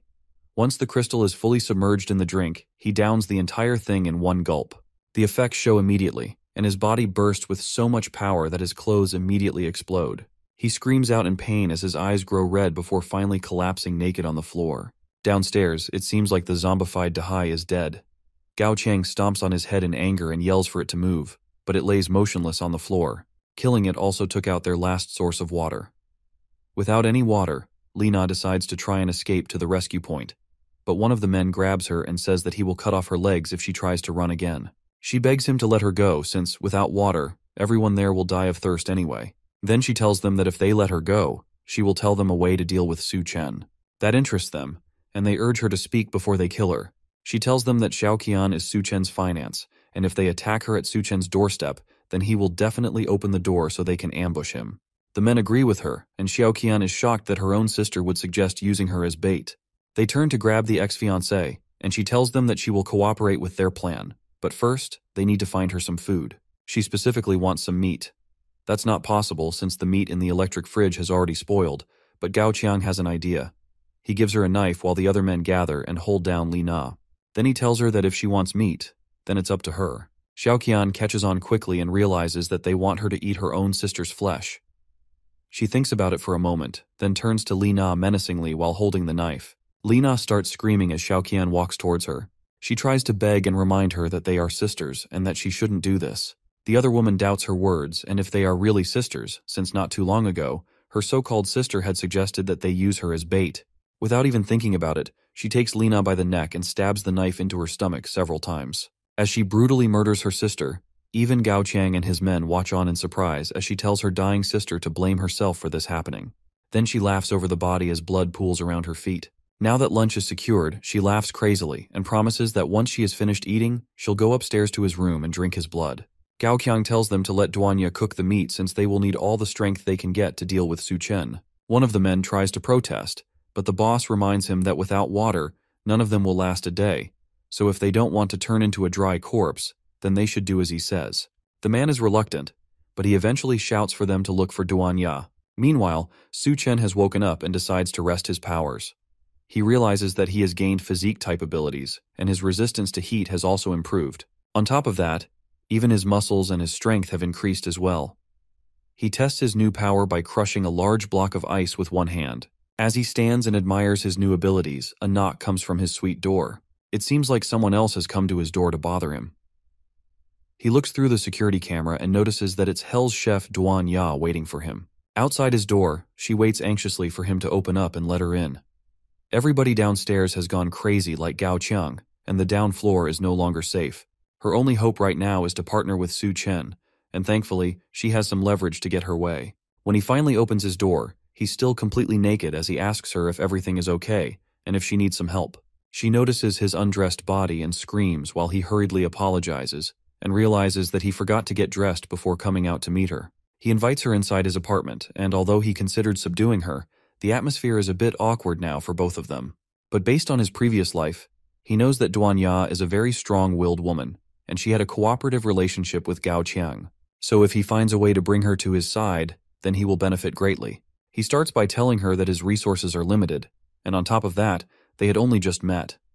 He can't just be expected to take her in just because she's pretty. Duanya realizes that the room is well equipped with ice and electricity, and because of that, she will have to show her worth if she wants to stay there. She tells him that she's not just a chef, she's also a graduate from Southwest Medical University, which means that she has a medical qualification certificate and 3 years of experience as a surgeon. The fact that she's a doctor is exciting to him, but that doesn't change the fact that his resources are limited, and he's uncertain if they can survive till tomorrow. She gets desperate and tells him that as long as he doesn't kick her out of the building, then she'll do anything he wants her to. He accepts her offer and tells her to consider his room her own home. By the time she realizes what she said, it's already too late for her to take it back. He then warns her that her only choice when she's with him is to behave himself and to make sure that she doesn't have any ulterior notices, or else he will take her out. She, however, has no plans of going against him and has never doubted his methods and determination. Now that everything has been decided, he tells her to take off her clothes since now it's time to start repaying him. She goes to take a shower now that Su Chen has allowed her to stay in his room. There's water, electricity, and everything someone would need to survive the apocalypse and never worry about the outside. There's no need to think about the scorching weather or being eaten by the others. For anyone on the outside, this place would be heaven. That doesn't mean Su Chen is any kind of angel, though. His intentions are pretty obvious, especially when he told her that he would give her something different to eat. But she doesn't have a choice. It's either this or the scorching and unforgiving apocalypse. Thankfully, she already considered that he would act like this before she came up to his room, so there's nothing she can do about it. Meanwhile, in the living room, Su Chen watches her shower. He's not doing this to peek, of course. He just wants to prevent her from doing anything improper. That's what he tells himself anyway. After her shower, she comes out in a nurse cosplay outfit that he specifically chose for her. The clothes are a bit too small, and obviously not enough to cover the essentials. He tells her that she looks absolutely perfect in the outfit, which makes Duanya blush and look unsure. Suddenly, there's a heavy pounding on his door. Someone is shouting for him to come out and save them. Meanwhile, another voice yells that if he doesn't come out, then he'll break the door down. Outside the door, someone lurks menacingly with razor-sharp teeth and claws. Whoever is out there doesn't look quite human anymore. Su Chen is more annoyed that he has to deal with these jokers again than terrified for his life, but Duanya warns him not to go outside. These people have already eaten Lina, and if they open the door, then they might also get eaten. The fact that they ate someone catches Su Chen's attention, and from his expression it means that this is very bad news. He leaves the suite and steps out to meet the people waiting for him at his door. He tells them not to be so quick to break down the door since it'll be troublesome if it's damaged. The men in front of the door look deranged, with veins bulging all over their skin as well as red, crazed eyes. In the middle of them, Xiao Qian begs for Su Chen to save her while one of the men grips her head. As soon as he comes out, they turn to him with their sharp teeth and chuckle maniacally. It looks like this is going to come down to a fight no matter how he handles it. However, Su Chen doesn't seem bothered at all. He steps out into the hallway, and immediately, another one of the men who was hiding behind the wall tries to ambush him with a knife. The power boost our protagonist got earlier from the Drought Demon Crystal gives him sharp enough reflexes to stop the attack and immediately break the man's arm, stabbing his own knife back into his neck. That shocks the men, and they back off now that they've seen his power. But Xiao Qian takes the opportunity to break off from them, running towards Su Chen while still begging for him to save her. The damsel in distress act doesn't fool him at all, and he stops her by the neck, revealing her own set of sharp teeth and red eyes. Once someone eats human flesh, their body will mutate, and then fangs will grow in their mouth. Right now, Xiao Qian and the other men are no longer humans. He grips the woman by her face, causing her to cough and lose her breath. The men aren't concerned by it, however. It's the end of the world after all, and what does it matter if they eat people as long as they can survive? Even if they turn into bloodthirsty monsters by the end of it, at least they will be alive. Xiao Qian says that the meat was delicious, and after eating it, her body felt full of energy. Now all she needs is to take out Su Chen and take over his room. She twists her body and tries to swipe at him with her claws, but a hard kick from our protagonist sends her flying through the hall and crashing out of a window. She almost falls down onto the streets below, but she barely manages to catch herself at the last moment. She definitely won't be letting Su Chen off so easily. However, outside the hotel is still scorchingly hot, and she screams in pain while the sun burns her body up. Meanwhile, inside, the men decide to rush at him together before he has a chance to draw his gun. Su Chen calmly wonders if he even needs to waste bullets on these guys, and one of them warns him not to underestimate them too much. He jumps into the air and prepares to come down on Su Chen and take him out. Unfortunately for him, he doesn't mind wasting, and he raises a gun, putting a bullet through the first attacker's head. The rest spread out, hoping to avoid the gun entirely, and hit him while his guard was down. Thanks to their new forms, not only are they stronger now, but even their reaction speed has greatly improved. Meanwhile, Su Chen continues to fire bullets into them as they try to rush at him, but they easily dodge everything. In this situation, simple bullets won't be enough to bring them down. One of them latches onto the ceiling before bringing himself down towards Su Chen. But that kind of weak attack isn't enough to surprise our boy. He grabs the man by the head and slams him into the ground, killing him instantly. Then he catches the hand of another man and takes the knife from his hand before using it to slice the necks of 2 other attackers, taking them all down. The only person left is the enhanced Gao Qiang, who rushes at him with his fist drawn back for a final attack. However, just like all the others, Su Chen calmly grabs him before he can attack and pins him to the wall by his neck. As he holds Gao Qiang against the wall, a figure leaps through the window and lands at the end of the hallway. It's Xiao Qian, and it seems like the sun has mutated her, giving her sharp spikes on her back and a long tail while also making her look even more deranged. It seems like she mutated quickly into the monstrous state because of her strong attachment towards him. He snaps Gao Qiang's neck, killing him instantly, then turns to face Xiao Qian for a final battle. Since she doesn't want to disappear, he's just going to have to keep killing her until she finally leaves. Xiao Qian roars in anger as the two stare each other down. Meanwhile, Nurse Duanya watches from inside the safety of the room. She's amazed by the fact that Su Chen managed to single-handedly take down Gao Qiang's entire gang. The new monster girl that just appeared, though, gives off a very different and dangerous vibe. She tries to think of a way to help him so she can stay by his side. She doesn't want to be a burden to him, even if his way of taking care of her is a tad bit questionable. As she's wondering what she's going to do, she notices something in the room that might be able to let her stand next to him. The nurse heads back into the room and comes out with a whip, ready to fight against the monster. She tells Su Chen to let her help, but he's not very impressed. Not being scared and refusing to hide is a good trait, but with the way she's dressed, she's only going to end up distracting him. The monster roars again to remind the couple that they have bigger fish to fry before she charges at them with tremendous speed. Su Chen barely manages to dodge a swipe at his head, leaving his shirt to take most of the damage. Then he activates one of his abilities, Superpower, Berserker Mode, which boosts his strength and durability to huge levels. The monster rushes behind Su Chen and tries to bite into his neck, but even with her razor-sharp teeth, it doesn't leave a dent. Now that she's taken her swing, it's his turn, and he starts by grabbing both of her arms, then backflipping behind her, landing on her back while holding her arms above her head. He then asks her if she's ready, but she doesn't have a moment to respond before Su-chen rips both of her arms off, slamming her hard into the ground in the process. She screams out in pain as Su-chen lands behind her, ready to take her out once and for all. He had planned to let her suffer a bit more in the apocalypse while slowly torturing her to death, but now he has to kill her earlier. Or that's what he thinks at least. She wraps her tail around the dead body of one of the attacking men and lifts him up in the air. Then she splits her mouth open, down to her torso, and swallows him whole, giving her even more power. As soon as she takes him in completely, her hands regenerate, and her strength returns tenfold. It seems that she can regenerate severed limbs. That's great for Su-chen, since if she can regenerate, that means that she's not so easy to kill after all. It also means that he can tear her apart many times over and have as much fun torturing her as he wants. He rushes towards her and goes behind her again, grabbing her left arm. Then he rips it off, pushing her down to the ground again. Before she can get up, he rips off her right arm as well, followed by her tail and both legs. Almost immediately, her limbs regenerate, just like he had planned, leaving her in perfect condition again. That was only the first round, though. The second round starts immediately after as Su-chen continues to rip her to pieces over and over again, allowing her body to regenerate, before ripping her apart again. He doesn't just go for the limbs either. He moves on to the tongue, then her internal organs and everything else. Apart from the head, it seems like everything else can regenerate, meaning that he can keep toying with her as much as he wants. By the 21st round, her body stops regenerating, and she lays defeated and broken on the ground. He was planning to gouge out her eyes, but he decided not to go that far. After all, he's now a devil. She shakily asks him why he's going too far to torture her, and what his reason is for making her suffer before her death. He tells her that it's simply for revenge before bringing his foot down hard on her head, killing her instantly. Now that the threat has been taken care of, Duanya nervously asks him if he's all right, but instead of answering her, he asks her if she's ready. He has been so heroic that she should be ready to reward him. Elsewhere, at the rescue point, it seems like the outside temperatures are normalizing. It's not much hope, but maybe the apocalypse is ending already.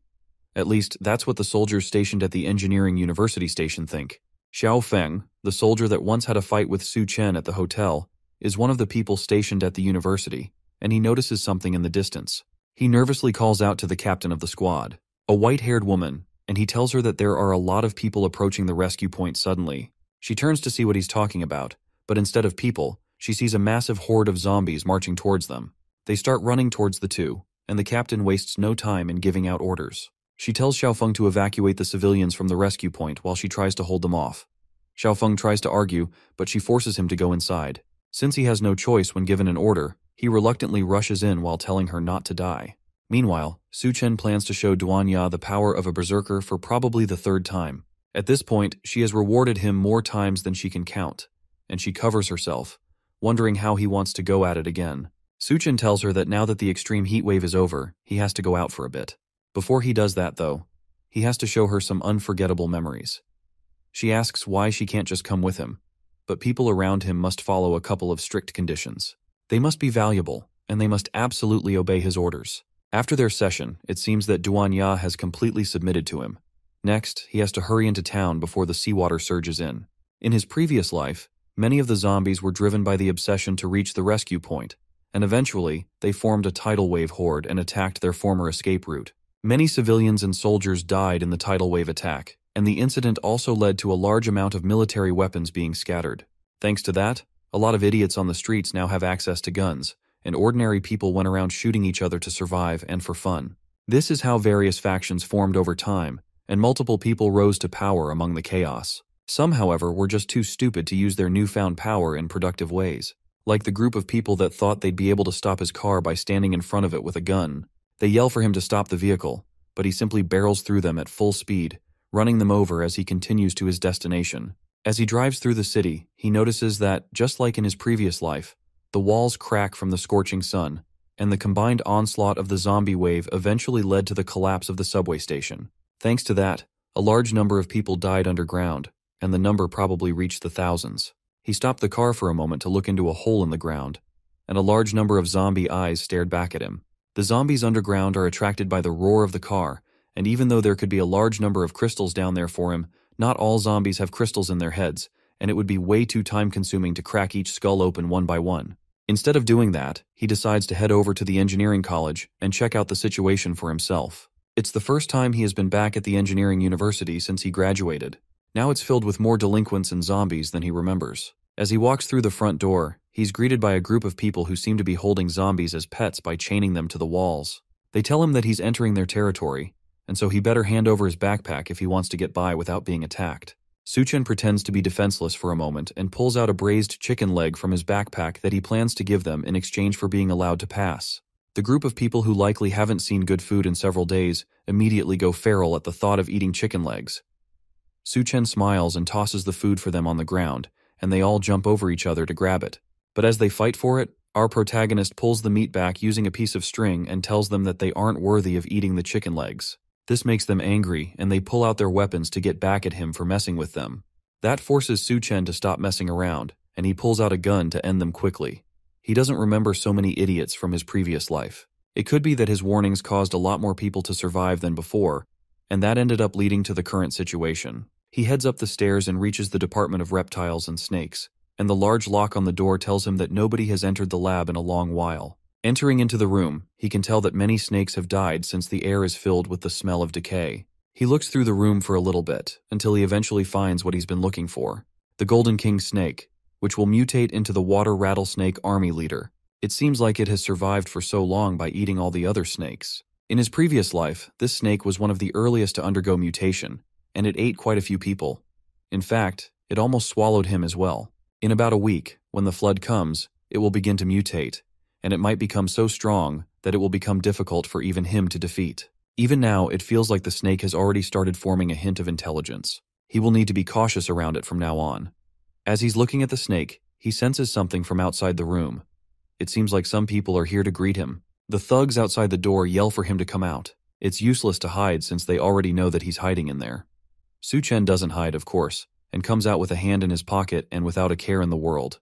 It's a critical time for him after all. He can't afford to be disturbed by these guys, so it'd be better for him to take care of them quickly. Before he can make the first move, though, a woman swoops in from the shadows and surprises the thugs. She clamps her thighs around the first thug, while catching another under her arm and snapping his neck. In an instant, 2 of them are dead, and she immediately jumps on the third one and grips him by his face. Then she snaps his neck immediately as well before he has a chance to react. With everyone else dead, Suchen decides to join in on the party and points a gun at the back of her head, complimenting her moves as he threatens her life. She doesn't wait for him to shoot and instead goes on a counterattack, hitting his hand with her elbow to shift the gun away. Then she jumps on her hands and leaps onto his neck, trying to twist it, but she finds out way too late that his neck is a bit too hard for her to crack like the others. Instead, she's left sitting on his shoulders with her crotch embarrassingly pressing against his face. He takes a moment to breathe in before asking her what exactly she thinks she's doing. After a little bit of struggle, he has her tied up in a questionable position with red ropes, and the gun is once again pointed to her head. With no other option, she finally introduces herself as Bai Kang, the captain of the Azure Tiger Special Operations Team. Despite her current predicament, she advises him to behave himself and let her go. Suchen ignores her words and asks if she knows someone named Xiao Feng from the Special Forces team. She's surprised that he knows Xiao Feng, and he tells her that he once saved the soldier's life. Not a complete lie, but not the truth either. With that information out in the open, she decides to tell Suchen everything that she knows so far. A group of fugitives took over the school and used students as hostages while they stole weapons. When the zombie horde attacked the rescue point, Xiao Feng led the civilians to leave first, but he didn't expect that some of the prisoners had escaped and infiltrated among the normal civilians. Considering the circumstances, Suchen doesn't think it's her fault that the prisoners escaped. Bai Kang agrees, and says that as long as they have the proper weapons, then the people have nothing to fear. As she talks, Suchen spawns a grill and uses it to prepare some meat that he eats right in front of her. That makes her uncomfortable enough to ask how long Suchen plans to keep her tied up like this. He agrees to let her go, as long as she promises not to clamp his head down with her legs like she did before. She agrees to that, but only if he lets her have some steak too. After he unties her ropes and she gets her hands on her guns again, she tells him that she has her own things to deal with, meaning that she can't help him too much. For now, all she can do is provide some power support. That won't be necessary, and he tells her to hurry up and leave before she ends up bothering him. She reminds him that she actually plans to sneak attack their stronghold and retrieve the looted goods so the people trapped in the college can survive. Because of that, this might be the only time they meet. She turns to leave, but the promise of more supplies causes him to call her back. He lies that Xiaofeng is his brother, and because of that, he plans to help her out. But his true motivation is clearly the supplies that she's after. The supplies are located in a room in the administrative block, and inside there, a group of thugs with guns hold multiple students hostage while guarding the looted supplies. The boss of the gang asks his subordinate how things are going, and the low-level thug replies that most of the guys are waiting outside, and they are ready to storm the students in the dorm. The boss smiles as all his plans start coming together, and he says that those who weren't cooperative in the beginning should be at the front, while the less cooperative guard the back. As they're talking, someone breaks down the door to their hideout and interrupts the meeting. It's Su Chen, and he calmly apologizes for disrupting their gathering. The thugs freak out and ask who he is and how he managed to break in when there are more than 20 people guarding the room from outside. He tells them he got in really easily and shows them a demonstration by lifting his finger and pointing it at the man that asked him the question. Then he goes bang, and the man's head explodes in an instant as he falls to the ground dead. As the other thugs scream in horror, Su Chen tells them that if they move, then they will die. Meanwhile, Bei Chang looks through a sniper scope from the roof of the building opposite the administrative block. She's the one that has been taking out the thugs as well as providing sniper support to Su Chen the entire time. Even with that, however, there are still many thugs in the room, which makes this a very dangerous situation. Su Chen's plan to lure the enemy in alone is way too risky, in her opinion, but the man insisted that he get it done solo. He was the one that gave her the sniper rifle and told her to take an outpost on the roof of the opposite building. The plan is to shoot wherever he points and use that to scare the thugs. It's a really absurd plan, and she has no idea why she agreed to it in the first place. But there's no turning back now. Suddenly the curtains close, and she calls Su Chen in a panic, asking how it's going on his end. Instead of his voice in response, she hears the other thugs laughing now that they have figured out that he set up a sniper outside. It seems like she has been spotted just like she knew she would be, and things have turned dire for our protagonist. With no other choice left, she rushes off the building and makes a mad dash toward the administrative block to save her temporary companion. Hopefully Su Chen can find a way to stall for time while she rushes to rescue him. As she runs through the campus, she hears someone on the other end order for Su Chen to be killed. There isn't much time, and Su Chen must already be dead. When she finally reaches the room, ready to avenge her fallen companion, she's shocked to see that everyone in the room has already been taken out, and Su Chen stands in the center, holding the boss thug by his neck. It seems like she's already too late, and on top of that, there are no more supplies left here. The boss begs for his life as Su Chen holds him up by his neck while also sneakily moving the supplies into his magical space. He claims that Su Chen would not dare to kill him since the people behind him would never let him get away with it. Our protag is not fazed by the empty threat and snaps the man's neck, promising that the people behind him will join him in death soon enough. Bai Chang is surprised that Su Chen managed to defeat everyone in the room so easily without her help. He tries to play it off by saying that he has been doing exercises regularly, and that's the reason why he has the strength to pull off these amazing feats. Besides, there are no more supplies in the room, and they were probably already starving and weak by the time he got there.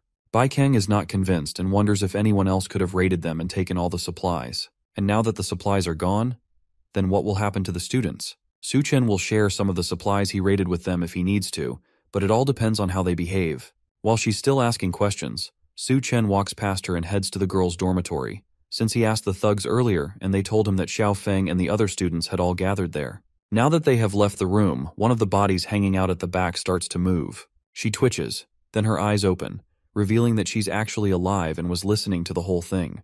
Meanwhile, one of the thugs walks through the campus looking for someone who has run off to cause trouble. He finds her in the room that Su Chen and Bai Chang had just left, and it's the girl that listened to the entire conversation. They hurry up and get her down, and she falls to her feet as soon as they set her free. He asks her if she found what she's been looking for by pretending to be a prisoner for several days. She then tells him that since she had a close call with death, she needs the comfort of the man whose name is Steel Fang. He agrees to comfort her and pulls out a thorned whip that he uses on her back. She screams out in pleasure as soon as the whip hits her back, and the thug asks her how she's feeling. It seems like the painful comfort managed to make her feel much better, and she tells them exactly what she saw while she was hanging up as a prisoner. Steel Fang asks her who took all the supplies, and she tells him that it was a devil, and his name is Su Chen. Meanwhile, Su Chen and Bei Tang make their way back to Xiao Feng. The soldier is bandaged and looks hurt, but he tells them that he's fine. He's more interested in the other man that walked in with her. Su Chen asks to see his wound, and although it started out as just a scratch, it's been getting much worse recently for some reason. Su Chen tells him that the wound was caused by the cannibals, which are creatures that eat people. Their nails are full of bacteria and viruses, and without medicine to treat the wound, it could become life-threatening. Now, medicines are rare resources, and they are impossible to find. but at the same time, it would be unacceptable to die like this. After hearing this, Su Chen decides to share some of his medicine with him. They are both surprised by the amount of medicine Su Chen provided them, but he tells them that he did it because Xiaofeng is his brother. In his previous life, there was a man in the military whose combat power was comparable to a humanoid nuclear bomb known as the God of War. If that person turns out to be Xiaofeng, then investing in his friendship and survival will definitely benefit him. Xiaofeng tells our protagonist that he owes a favor, but he also knows that Su Chen didn't come to their hideout just to deliver medicine. He asks Su Chen to tell them what he actually wants, and he tells them that a great flood is coming soon and they will need to evacuate quickly.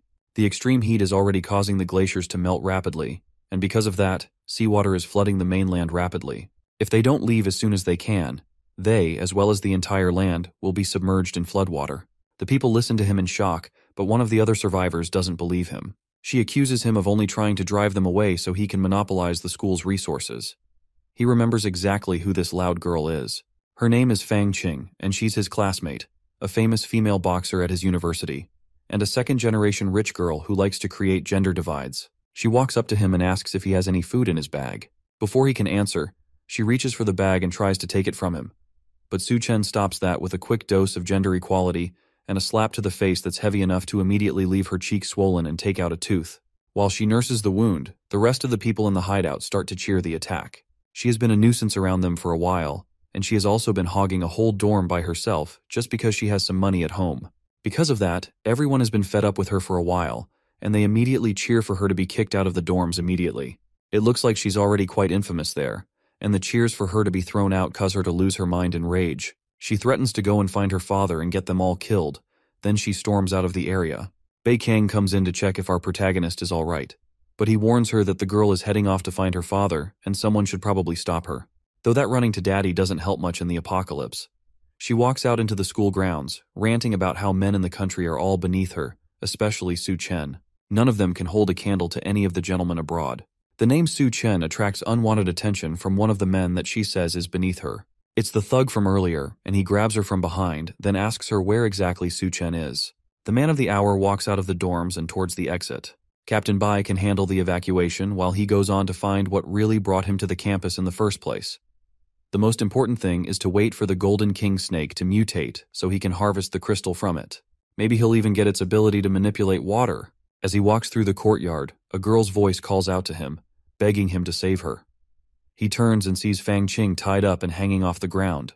Behind her, there's a man laughing while standing on the truck that's holding her off the ground. Su Chen jokingly asks her if she managed to find her dad, while she still begs for his help.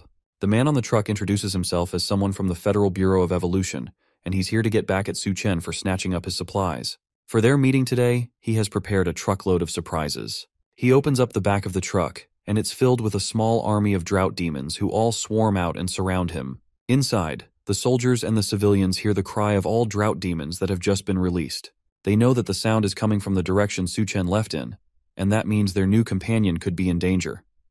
Bei Chang tells Xiaofeng to stay put and guard the civilians while she goes and checks up on the situation, but he refuses. This time, he won't let her go off on her own again. Meanwhile, back with Su Chen, the thug asks if the loud girl with the still swollen face is his classmate. If that's the case, then this is his opportunity to be a hero and save the beauty. All he has to do is kneel down and beg, and the girl will be let go. Su Chen takes a moment to think about the offer, and the snobby girl yells at him to hurry up and kneel down to save her. It's not impossible, but there's just one problem. Fang Qing doesn't even wait for him to say what the problem is, and starts desperately asking why he won't be able to save her. He just said he will save her after all, and it won't be impossible. How could he go back on his word when he's a man? Su Chen tells her that he is definitely a man, but he's not worthy of saving her. Instead of him saving her, he can help her contact those foreign gentlemen she keeps boasting about to see if they're willing to save her. That explains why he's so reluctant to help her. It's because she called him inferior, so he's taking revenge on her by doing this. Well, if he thinks that she'll apologize and beg him to save her, then he is completely wrong. According to her, she doesn't even need him to save her. Su Chen laughs and points out the huge horde of zombies rushing towards her from behind the truck. Hopefully she won't regret her own words in a moment. Fang Qing nervously glances at the zombies that she forgot about in her anger. In her last moments, as the zombies gripped her legs, she screamed for help and begged for Su Chen to save her. It seems like she was wrong after all. As the zombies tear her apart, she screams at the top of her lungs for him to save her, but it's already too late. After the screams die down, the Bureau of Evolution officer laughs at how insane the situation was. It seems like Su-chen truly is a terrible person who can't even help another in a dire situation.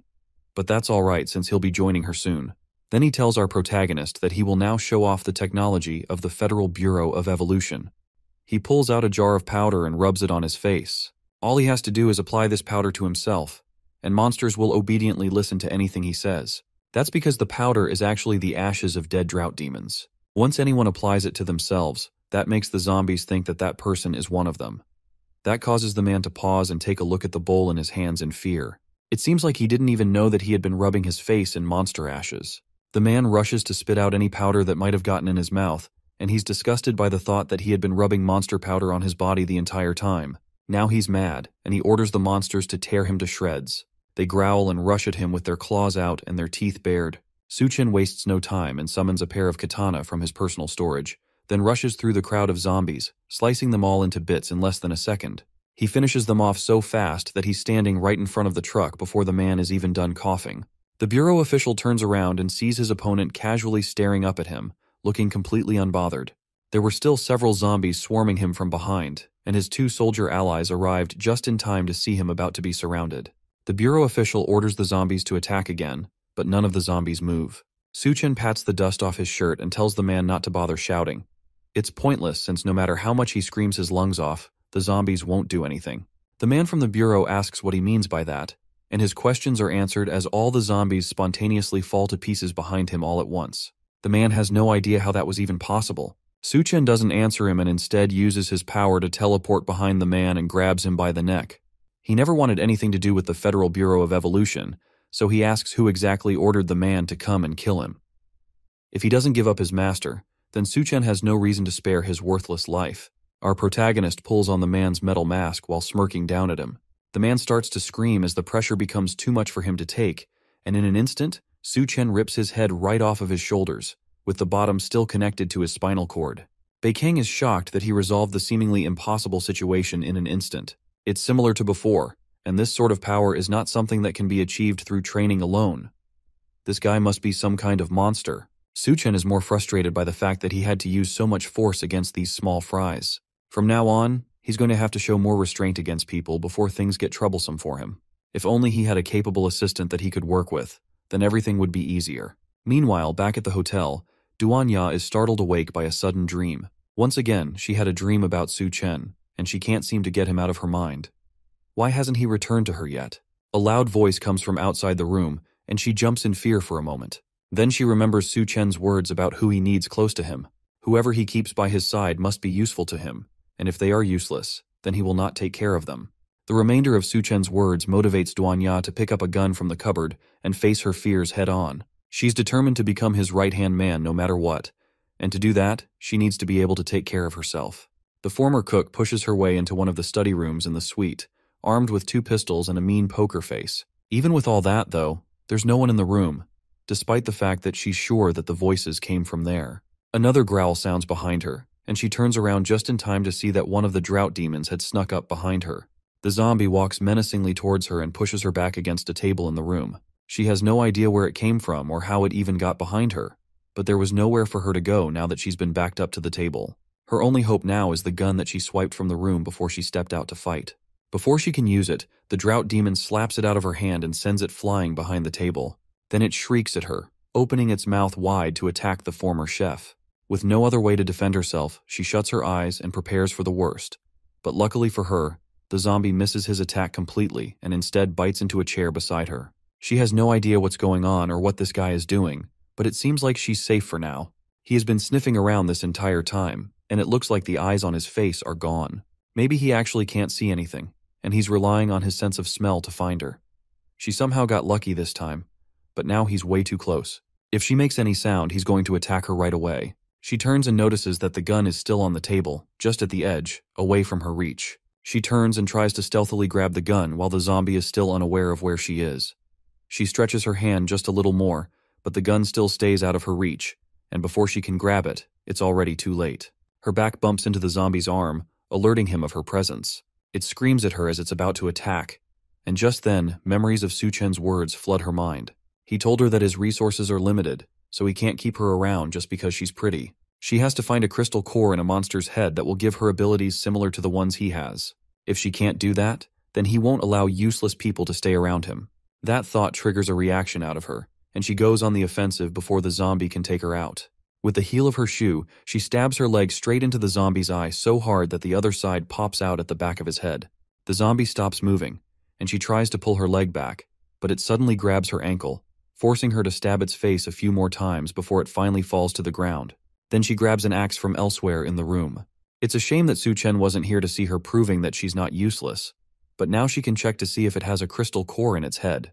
Back at the engineering university, Bai Chang and Lu Xiaofeng took Su-Chen's advice and started organizing the students to evacuate.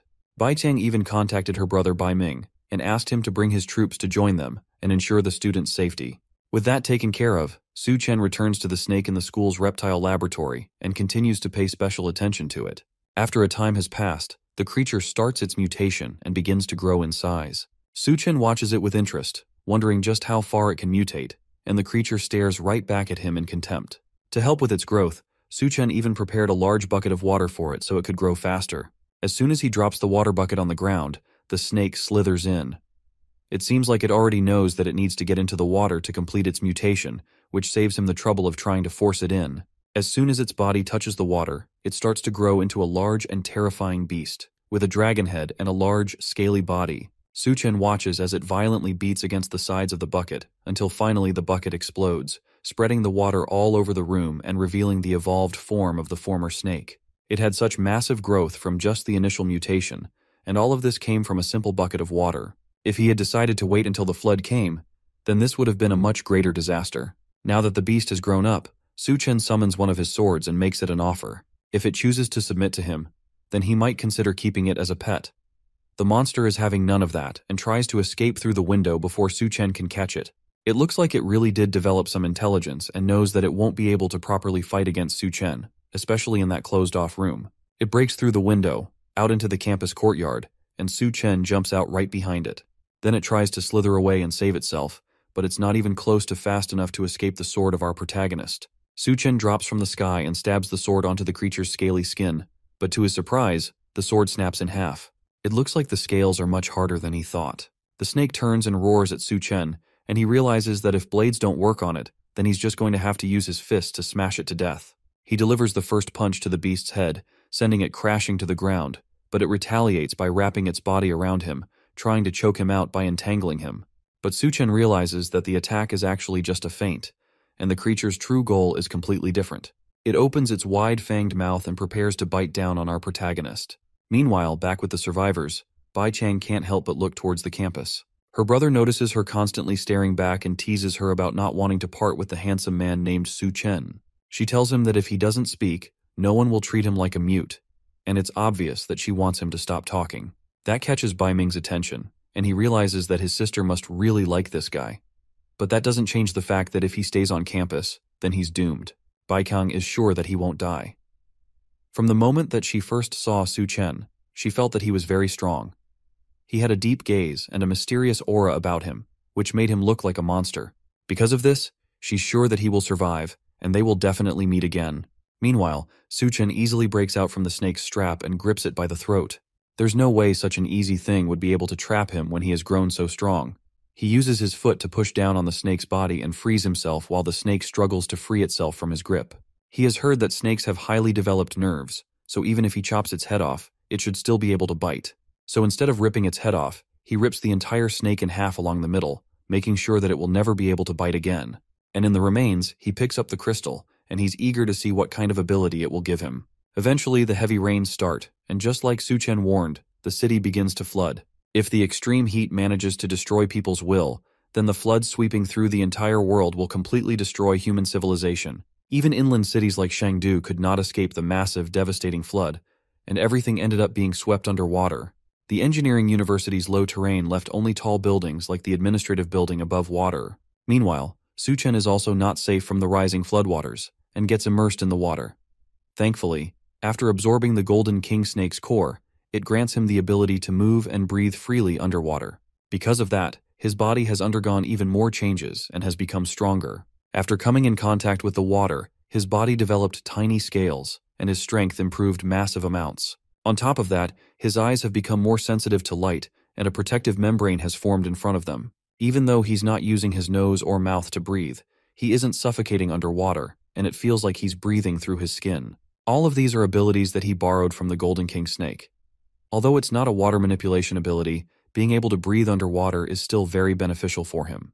The floodwaters surged from the Green City Hotel area, so swimming upstream against the current is impossible. The current is fierce, and the debris in the water is like hidden debris. All of this is hindering him from making it back home to the hotel suite. On top of that, it seems like the volcanic eruption has reached its peak, but because Shangdu is far from the volcano, the sky looks relatively clear.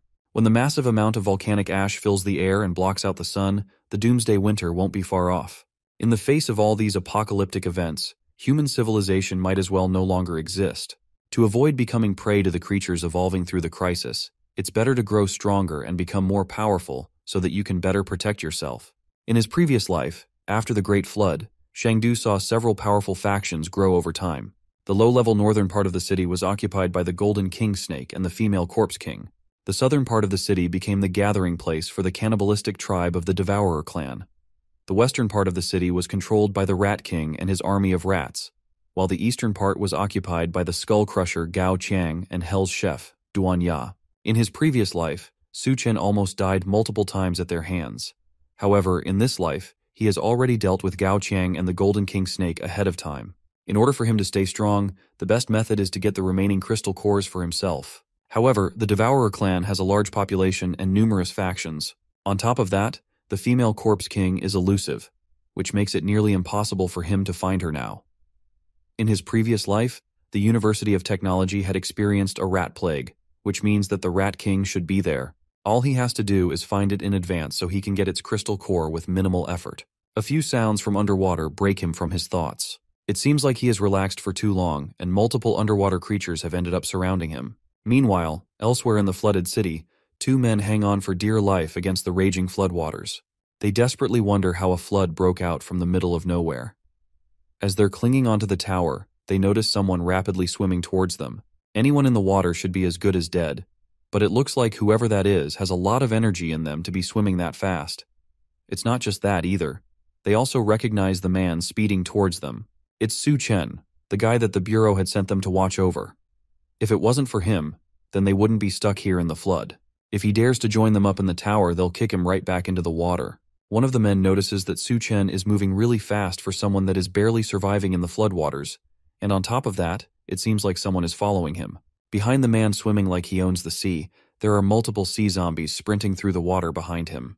Despite that, Su Chen is swimming faster than them, against the rising current of the water. He continues getting closer to the men, and they shout warnings at him not to come any closer. Our protagonist recognizes them as people from the Federal Bureau of Evolution, and he's surprised that his influence has already spread that far. That's perfect for him since he can get information out of them in this situation. Our man leaps out of the water onto the tower and uses one of the men as a stepping stone to get to the top. The man loses his grip and falls off the tower towards the zombie-infested waters below. Just before he can meet his wet end, his companion just barely manages to catch him by his arm and save him from death. But now, with the extra weight on one person, the two don't have a lot of time left to survive, and at this rate, they will both end up falling into the water. The first man reassures his friend that he will definitely pull him up, but it's pointless, and if he doesn't let go, then they will both definitely die. Su Chen takes the opportunity to ask them to tell him everything they know about the Federal Bureau of Evolution. The men refuse to speak up and warn Su Chen that even if they die, there will be others to avenge them. If that's the fate they've chosen, then they can't blame him for what happens next. One of the zombies manages to latch onto the bigger man's foot and pull him into the water. His companion screams and dives in after, prepared to die with his friend. That turns out to be the wrong move, and they are both left at the mercy of the hundreds of creatures in the water. When all hope seems lost, Su Chen dives into the water and uses a sword to slice through all the zombies that were about to attack them. In a second, they are saved, and all the zombies are dead. The man wonders if Su Chen really is human since he seems to be way too strong. Regardless of the circumstances, though, they owe him one for saving them. They decide to tell him what they know. They tell him that they were sent by the Federal Bureau of Evolution to monitor him. The Bureau is located in the Science and Technology University, and it's led by Chief Liu and a team of researchers.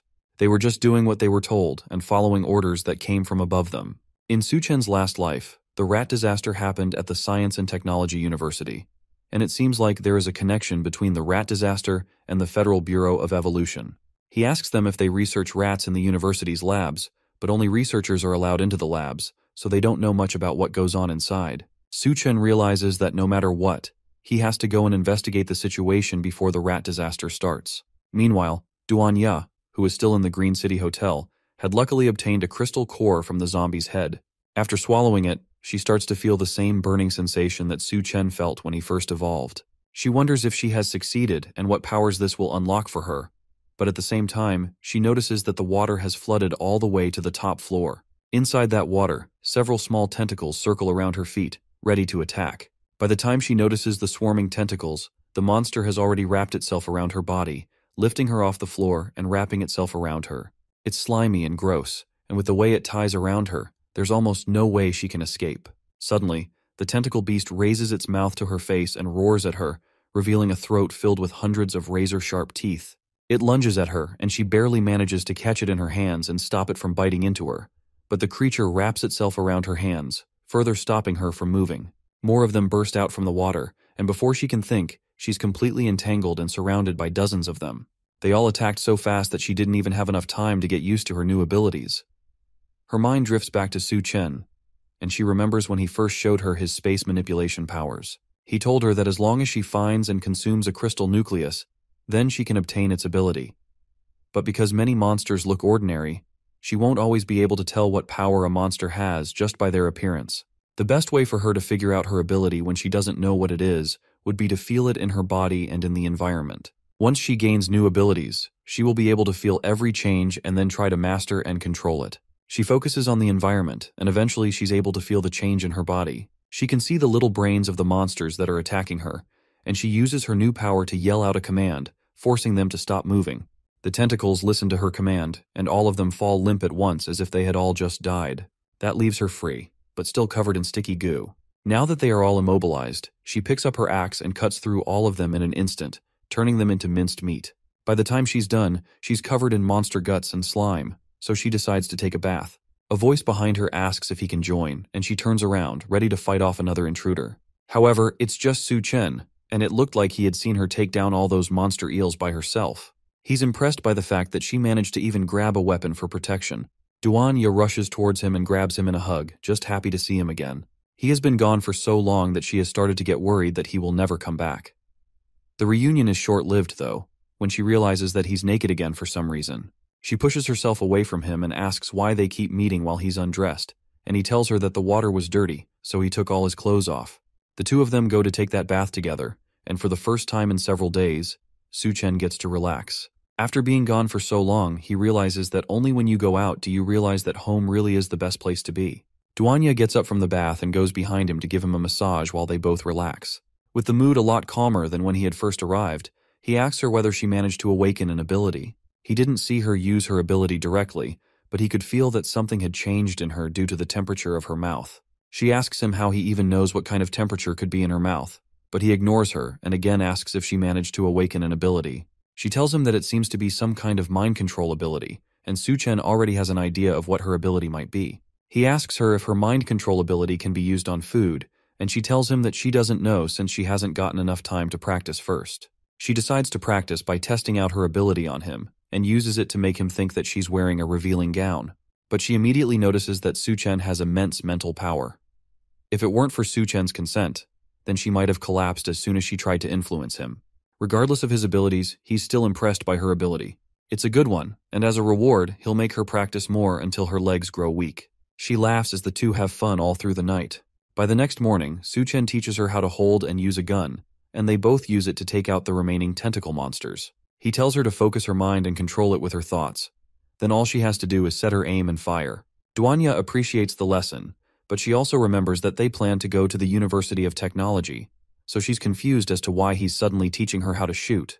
He tells her that he's giving her half a day to familiarize herself with her abilities and her shooting skills. Since she's from the medical university, then for this next adventure, she will follow him and show her usefulness. The couple travel through the floodwaters in a speedboat. For some reason, Su-chen has asked Duanya to wear a bunny outfit while they travel. She asks if it's really alright for her to wear something like that outside, but he tells her that it's fine since in the apocalypse, even if she doesn't wear anything, no one can do anything about it. She asks him if he has ever been to the Science and Technology University before, and he has once. He came to see a friend and now wonders if he survived. Duanya assures him that good people usually have good fortune, and because of that, he shouldn't worry about it. After a little bit more traveling, they arrive at the university. It has completely been transformed to withstand the apocalypse. Suddenly he notices something odd and grabs Duanya to protect her, right as someone rains down bullets on their boat. The man stops firing for a moment to ask what they are doing there and why they came. This is the Science and Technology University where the mutant Rat King rose last time. He can't tell them that he's here to investigate that, so instead, he lies that he came to join the Federal Bureau of Evolution. The man doesn't care, and he's more interested in the bunny girl with him. He offers to open the gate for her if she spends the night with him, and Su Chen goes home. So they pull out their trump card and offer up some braised pork in exchange for him opening the gate for them. The sight of the food changes his attitude immediately, and he orders the others to open the gate as fast as they can since he hasn't seen meat in ages. They park the boat by the side, and the guard orders that they give him the pork as soon as they get off. He orders his partner to take them inside while he takes the food for himself. While they argue, he doesn't notice the devious smirk on both Su Chen and Duanya's faces. He selfishly takes the pork for himself, not realizing that he's eating an entire monster's hand that has been charmed by Duanya's power. Thanks to the fake pork that they give him, he agrees to let them in and send Su Chen to the lab later. The other guard has a much friendlier attitude and leads them to the main base, where other people lay looking tired and hungry. The lower levels are for the elderly, the children, and some lowlifes, so he offers to take them upstairs to find a clean room. As they're talking, a kid walks up to them, and she seems to not be able to walk properly. She apologizes and tells them that she's just feeling a little bit dizzy. Duanya notices that she looks weak from hunger and asks her where her parents are. She tells the bunny girl that they went to find food and haven't been back since, so Duanya offers her a piece of bread to hold her off for now. The kid initially doesn't accept it because she's worried that her bunny sister will go hungry if she takes part of her food. Duanya tries to assure her that she won't be hungry if she accepts just a single piece of bread, but the kid still doesn't believe her. So Su Chen shows off one of the banquet tables of food and promises that as long as she's his woman, then she will never grow hungry. The kid is impressed and offers to be his woman as well, but Duan shoves a slice of bread in her mouth to keep her shut and stop her from saying unnecessary things. The smell of food attracts some thugs towards them, and they kick the lowlifes away to reach the banquet of food. Hoarding food is against the rules in this makeshift society, and all materials must be handed over first in exchange for contribution points. The angry men scare the young girl, and she clings to Duanya for comfort. She tells the girl not to be afraid, and tells her that she will try to talk to them. Then she looks to Su Chen for confirmation before getting up to summon another banquet table of food for the men to eat. Her eyes glow with malicious intent as she tells them to eat the meal to their heart's content. Clearly something is wrong with the food, but it looks so delicious that the men cannot resist. They all push each other to be the first to get a taste of the meat, and the food is so good that they almost cry tears of joy. Because of this, they tell Duanya that they will reward her later for bringing them all this good food. But they won't let Su Chen go off so easily. He is a newcomer who broke the rules, so they have to punish him, and they decide to do so by bringing out two people who look feral. The punishment is a life-or-death duel where he has to kill the two people or be killed by them. Su Chen recognizes them as the two brothers he met on the tower while swimming through the city. The girl also recognizes them as her brothers who went out looking for food and never came back. She starts crying and angrily yells for the men to let her go, but Duanya holds her back from charging at them recklessly. Because of Su Chen's intervention, the men failed their last mission and couldn't come up with enough contribution points to aid their society. So because of that, they've been sentenced to death. However, killing them just like that would be a waste, so they drugged them and kept them around for fun. Since both Su Chen and the girl know the brothers, the thugs come up with a new rule. If our protagonist loses, then they will throw the two brothers into the river along with their little sister. The two brothers seem to be in some sort of frenzied state, probably caused by some sort of drug. They've been bound by heavy chains and collars around their necks, and it looks like they don't even recognize him. The thugs yell for them to start fighting, and they release the brothers from their chains, sending them charging straight at Su Chen, ready to attack. The fight ends as soon as it starts, as Su Chen knocks them both out with a slap to the first man's face and a chop to the other man's neck. They drop to the floor immediately, and the little girl tries to rush to them thinking they're dead, but Duanya holds her back and reassures her that they are fine. The thugs, however, are not so pleased that the fight ended so quickly. They wanted more of a spectacle, especially after they had wasted 2 doses of their special medicine. He decides to forget about it and continues to threaten Su Chen, telling our protagonist that since they are in a good mood, if he drops all his supplies, Then they'll pretend that this incident never happened. Suchen asks why exactly he should give up his supplies, and they tell him that he must be new there. Anyone entering the Science and Technology University must follow the boss's rules to keep things in order and weed off any freeloaders. They don't support freeloaders in their camp, and if he wants to stay there, then he needs to earn contribution points by handing over resources or finding supplies. In this camp, contribution points must be similar to what money used to be, and just like in the real world, it only benefits those who make the rules. Suchen agrees to their terms and tells them that their last bit of food has already been eaten by them, so they don't have anything left to give. Then a large man appears and offers Suchen some contribution points in exchange for working for him. The larger man's presence immediately causes the thugs who are acting high and mighty to quiver in fear. They call him Captain Guo, and it looks like he's the leader of the camp. He rides in on a giant chair carried by multiple slaves while a scared-looking woman rests between his legs. He offers them free meals and accommodation along with high salary positions, and all they have to do is make sure to be loyal to him and work hard. As he's talking, one of the slaves trips and falls to the ground. Captain Guo wastes no time and stabs a knife-tipped spear through the fallen slave's chest, killing him immediately. He tells Suchen that they are short on people, and he's just in time to replace the slave that's no longer useful. The bunny girl, especially, can be given unlimited meals and good living accommodations if she decides to work for him. As he talks, he grabs the woman laying against his lap and plays with her body. He reminds them that it's the apocalypse now, and industrial production has ceased. By giving them this offer, he's making a big sacrifice for them. On top of that, he's already bored of the people he's been using so far, and they are due for replacement.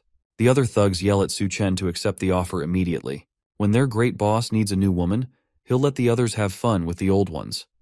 Their boss, however, has other concerns apart from the new workers he needs. He smells something among the thugs and asks them what they have been eating. In their rush to get the food that Duanya gave them earlier, they forgot that eating meat without the boss's permission is a death sentence.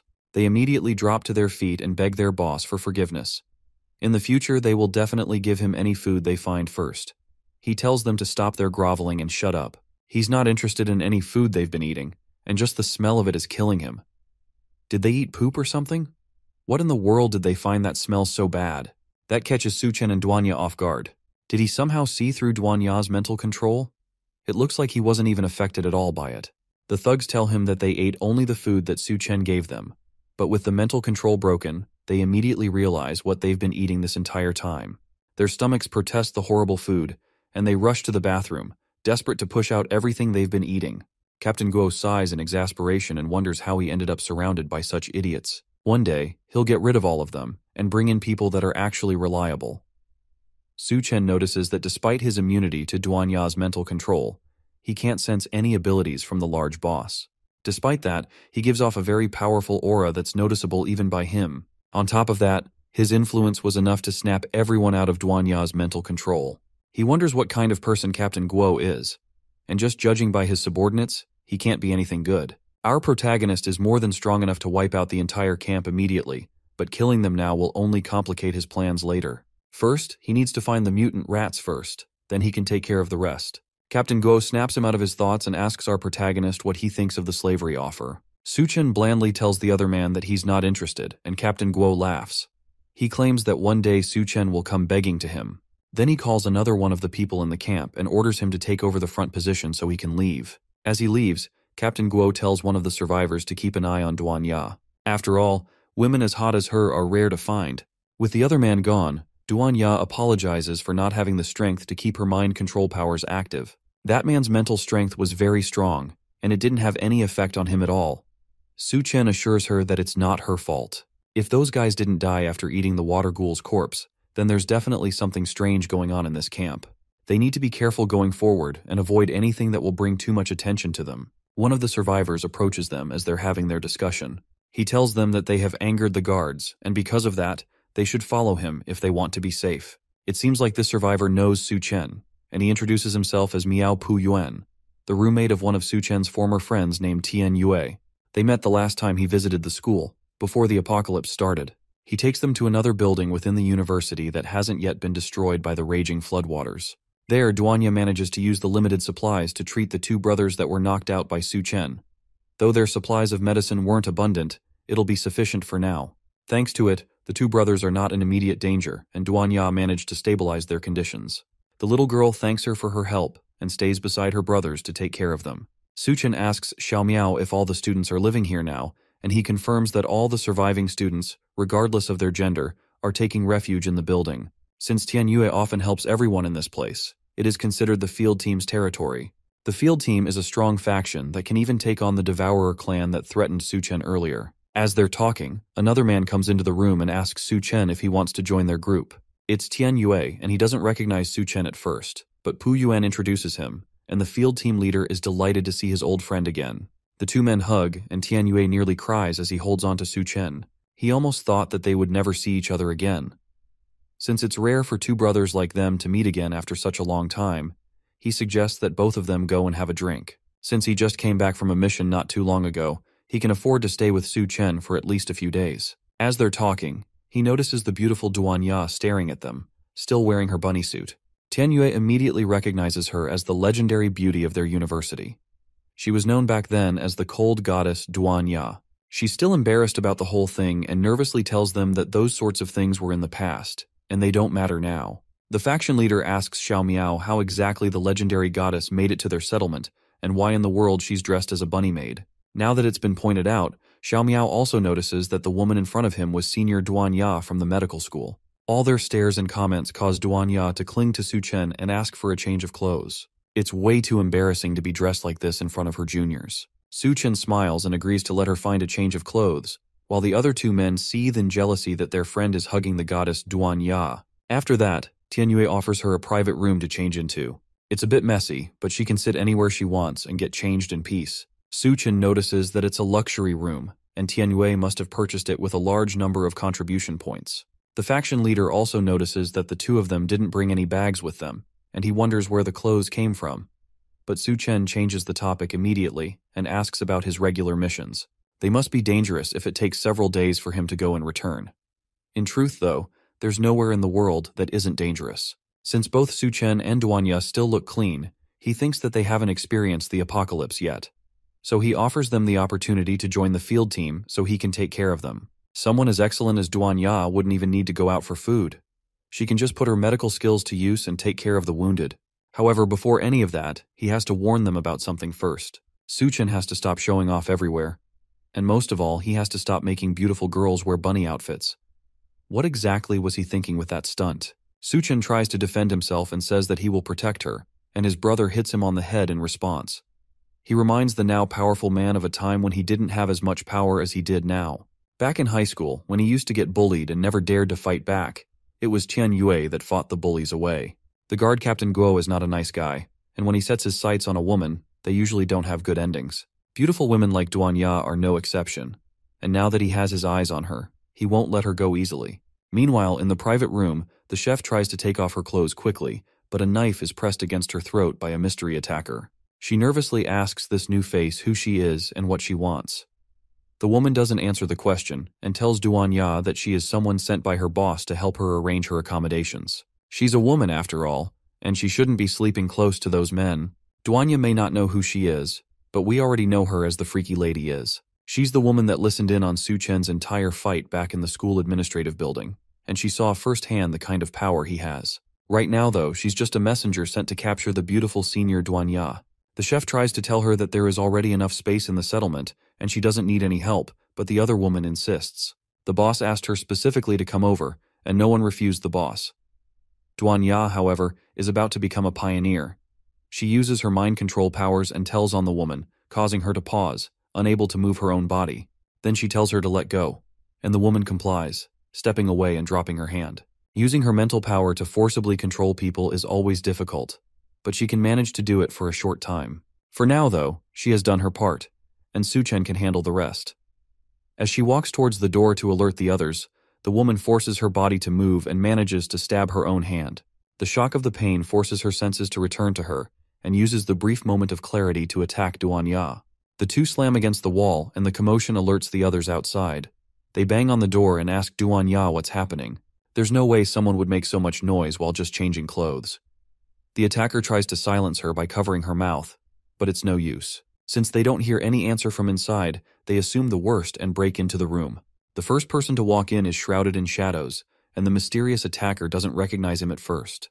so she rushes at him with blinding speed, ready to attack and kill. Tianyue tries to get in front of him and protect his friend, but that's not necessary since the attacker recognizes who she's up against immediately. She saw what he did in the University of Science and Technology, and she knows his name well at this point. The one called Su Chen took on several zombies by himself and won with little to no effort. Although she has killed many people, her instincts tell her that if she makes a bad move against him, she's not going to survive what comes next. With little opportunity to stop herself or change direction, she instead kneels while still running towards him, causing her to come to a grinding halt right at his feet. Then she nervously asks him to punish her and calls him her master. Su Chen has no idea what she wants and what her intentions are, and she asks him if her sincerity is not enough to please him. To show that she's truly giving herself to him, she strips down her clothes and asks him again if that is good enough for him. Tianyue asks our protagonist if his taste in women has shifted so heavily, while Xiao Miao nervously looks away. But taking off her clothes was just a distraction to get their attention away from her. With everyone properly flustered, she launches a smoke bomb, covering the entire area in a thick fog before rushing off in an attempt to escape. Before she can get very far, Su Chen grabs her by the neck and raises her off the ground, stopping any escape plans that she might have had. He asks her if she really thought that she would be able to escape so easily, and it's obvious that he's going to get rid of her. The assassin begs for her life and tells him that he can't kill her. She tells him that the girl he saved, as well as her two brothers, have been taken to the settlement's arena. If he kills her, then there will be consequences, especially for those three. Su Chen couldn't care less and tosses her into the floodwaters outside the building. The others, though, are more concerned about what she said. The girl she mentioned is Xiao Mei, and the guards must have taken her as well as her two brothers while they weren't paying attention. Xiao Miao asks what they should do now. If they don't save them, they'll be bitten to death by the big mutant rats. The topic of rats catches Su Chen's attention, since that was the main reason he came to the settlement in the first place. He decides to go and check it out for himself, and Tianyue asks him to stay calm and avoid conflicts. Meanwhile, in the arena, Xiao Mei nervously stands in the middle of the field, prepared to fight for her brothers. Captain Guo sits on a stage in front of her, clearly controlling the whole thing. He tells her that since her two brothers failed to complete their tasks, then they have been given the death sentence. However, since she is willing to enter the arena and fight, he has decided to give them one more chance at life. The two brothers hang by their necks behind the man, inches away from their deaths. They shakily try to tell Xiao Mei to not believe him and run for her life, but Captain Guo tells them that it's already too late for that now. Xiao Mei, on the other hand, refuses to leave. If there is even a small chance that her brothers will be free, then she will fight with everything she has to get them out of there. She asks the large captain one more time if he will really let them go, and he tells her that he will keep his word only if she manages to survive. Behind her, a cage opens up and a large rat marches towards her. She only has a second to turn towards it before it bites down on her arm, causing her to scream in pain. Then it lifts her off the ground and tosses her around, preparing to eat her. As she fights for her life, memories of her and her brothers swarm through her mind. She remembers a time when they were starving, and one of them managed to find a pile of mushrooms for them to eat. She told them that mushrooms were dangerous, and her other brother decided to test the mushroom by eating it himself. After all, he doesn't want a young girl like Xiao Mei to eat something so uncertain. After eating two of them, he immediately passes out from the poison, and they barely manage to save him. That incident was what made the two brothers journey into the city to complete the task of tracking down Su Chen. If they succeed and come back, then they will earn contribution points, and they will no longer have to starve and eat uncertain foods. Those two men that risked their lives for their sister now shouted for her to run and not worry about them. She needs to survive and live well without them, and they can't bear to watch her being eaten alive by a rat. Captain Guo tells his guards to shut them up, and they kick the logs holding the men up, causing them to fall and choke on the ropes. Xiao Mei screams for her brothers and tries to fight back against the rat. She takes the large stick she's been holding and stabs it straight into the rat's eye, causing the creature to scream in pain and finally release her. Then she makes a mad dash to save her brothers and tells them to hang in there. That's a poor choice of words, but her heart is in it. The rat monster recovers and manages to rush after the girl before pinning her down under its paw. Captain Gu laughs at the whole spectacle of her trying to save her brothers as Xiao Mei cries for her brothers. There's no way for her to escape, and all seems lost already while the rat looms menacingly above her. In one last effort, she screams for someone to come and save them, and Su Chen immediately arrives, killing the rat with one quick slap to the face. The others are right behind in, and Tianyue screams at Su Chen for being too impulsive. To Su Chen, though, that was too easy of a kill, and these creatures were nothing but overgrown rats. Captain Guo stares at him in shock, but manages to quickly recover. He didn't expect someone to come into his arena willingly, but since it's death that our protagonist wants, then he will happily give it. As he talks, large gates open up around them, and the rats inside scurry over each other to escape. Su-chen stares them down and prepares to take on an army of giant rats with one hand in his pocket. While Su-chen faces off against the rats, Xiao Miao and Tian Yue manage to free the two brothers from their death traps. They thank her for saving them, but the little girl reminds them that it's actually Su-chen that saved them. Meanwhile, in the higher floors overlooking the arena, a soaked assassin watches the match in contempt while standing behind a scientist.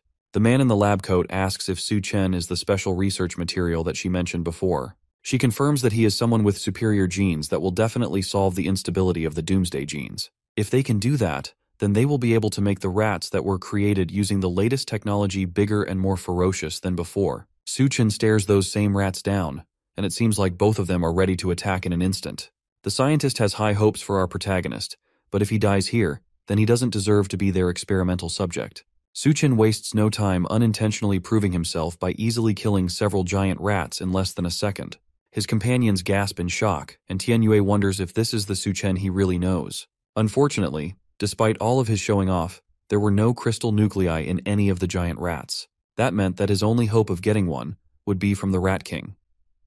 Just then, as if on cue, someone makes an announcement from the speakers set up around the camp. It's the scientist that has been overlooking the fight this entire time, and he tells everyone present that Su-chen is the experimental material he needs for his work. He orders Captain Guo and Tian Yue to bring him up, whether dead or alive. It looks like the two bosses of the settlement answer to him, and Captain Guo is more than happy to bring Su-chen over for experimentation. Xiao Miao quietly warns Duanya to run away with him quickly because the situation has become dire. If she doesn't leave now, then she won't be able to leave again in the future. She tells him that she's not leaving as long as Su-chen is there. Captain Guo mockingly tells Tian Yue that he knows the field team leader and Su-chen are brothers. So now that he has received a direct order from their boss, what's he going to do? Will he stick with his brother, or will he side with the man that helped him survive the apocalypse? Su-chen ignores the fat madman and asks Tian Yue what's going on and why things seem to be growing into chaos. The faction leader tells him that the man upstairs is Liu Heiyun. At the beginning of the apocalypse, the scientist developed a drug that makes people stronger, and thanks to that, he was able to control the university. But nothing is free in the apocalypse. The drug needs a user to trade their life force in exchange for strength. Once they stop taking the drug, they become weaker than anyone else. Because of their dependency on the drug, they have to follow all the orders from the scientist no matter what. His only hope in this situation would be Su-chen, who offers an escape from the drug dependency, but only if Tian Yue follows him. The faction leader bows his head and tells his brother that unfortunately he doesn't have a choice in this matter. Captain Guo laughs wildly at the apparent betrayal between brothers. Seeing them turn against each other motivates him to take out our protagonist once and for all. He jumps at Su-chen, ready to strike the younger man down, but at the last second, Tian Yue leaps into action and kicks Captain Guo away before he can attack. The large man clearly didn't expect the attack and gets sent flying by the kick. He growls aggressively at Tian Yue, who takes off his shirt, ready for a life-or-death brawl between captains. Despite the odds against him, he decides to stand up for what's right and what he cares about. Tian Yue tells the large man that he's betraying the doctor because he only wants to use the drug to control them. There's no need to stand beside someone who's using his life as a bargaining chip. If he has nothing to lose, then it won't matter if he dies at the end of the day, but if anyone dares to touch his brother, then he will fight them to the death. Su-chen smiles at his brother as he stands in front of the group. In that moment, the faction leader looks exactly like our protagonist remembers from many years ago. Tian Yue rushes over to clash with the powerful captain, and the larger man promises to crush them all together since he's so eager to die. Tian Yue manages to land several powerful punches all over Captain Guo's body, but the larger boss reveals his trump card. Their boss knew that he'd betrayed them, so he gave the captain a higher level drug than he gave to Tian Yue. Thanks to that, the fat is his strongest defense, meaning that no one can hurt him. The captain raises his weapons over his head and brings them down on the unsuspecting Tian Yue. The faction leader just barely manages to catch both clubs before they crush him, but the shock causes him to cough up blood. Then Captain Guo flips a switch on the weapon that causes electricity to surge through them. Tian Yue barely manages to hold on, but just as it looks like he's about to collapse, Su-chen comes in to help out his brother. He rushes in with a large kick to both metal mallets and uses his feet to push them out of Captain Guo's hands, causing them to pierce into his body and fall back. The stabs from the mallets and the surge of electricity cause Captain Guo to immediately pass out dead. The feats Su-chen pulls off just get more and more interesting as time goes on. So far, the scientist has spent all his resources and manpower to find ways to evolve humans into perfect beings. and his research has led to significant breakthroughs in his experiments. However, our protagonist's recent display of strength shows that all those experiments were pointless. The perfect human has been out there this entire time. The scientist gives Su-chen one more opportunity to join him and become the first truly perfect human. Of course, Su-chen knows that there's more to his plan than just humans. When he talks about perfect humans, what he's really referring to is a rat. For the scientist, rat genes are the closest to human genes, and using the rodent's genes, he can create an army of rat men and then conquer the world. In that case, the apocalypse would become a heaven for him and his rat army. Su-chen thinks the plan sounds really stupid and blatantly refuses the offer on the spot. Liu Heiyun only thinks that this must mean that Su-chen hasn't understood just how great his evolution project can be. All he has to do to convince our protagonist is show him just how great of an idea it is. The attacker from earlier lines up a sniper shot from the window looking down on the arena and fires. Su-chen dodges something that looks like a tranquilizer dart, and it flies straight into Captain Guo's chest. The large man immediately starts to mutate into a terrifying new beast, and the electrified mallets also get absorbed into his body. The big guy used to be a sumo wrestler, and his fat made him resistant to most heavy attacks. Combining that with the level 3 drug that was just injected into him, his strength has been enhanced, and on top of that, any damage he gets is healed immediately. Su-chen still couldn't care less and sends a flaming middle finger up at the deranged doctor. Nothing about this is great as far as he's concerned. This entire setup is just a huge excuse to turn people into monsters. That insult is the last straw for Liu Heiyun, and he orders the newly mutated Captain Guo to kill Su-chen so that he can extract the genes he needs from the corpse. The monster roars and immediately charges towards Su-chen with a sumo spin. Our protagonist manages to catch the rolling man just in time.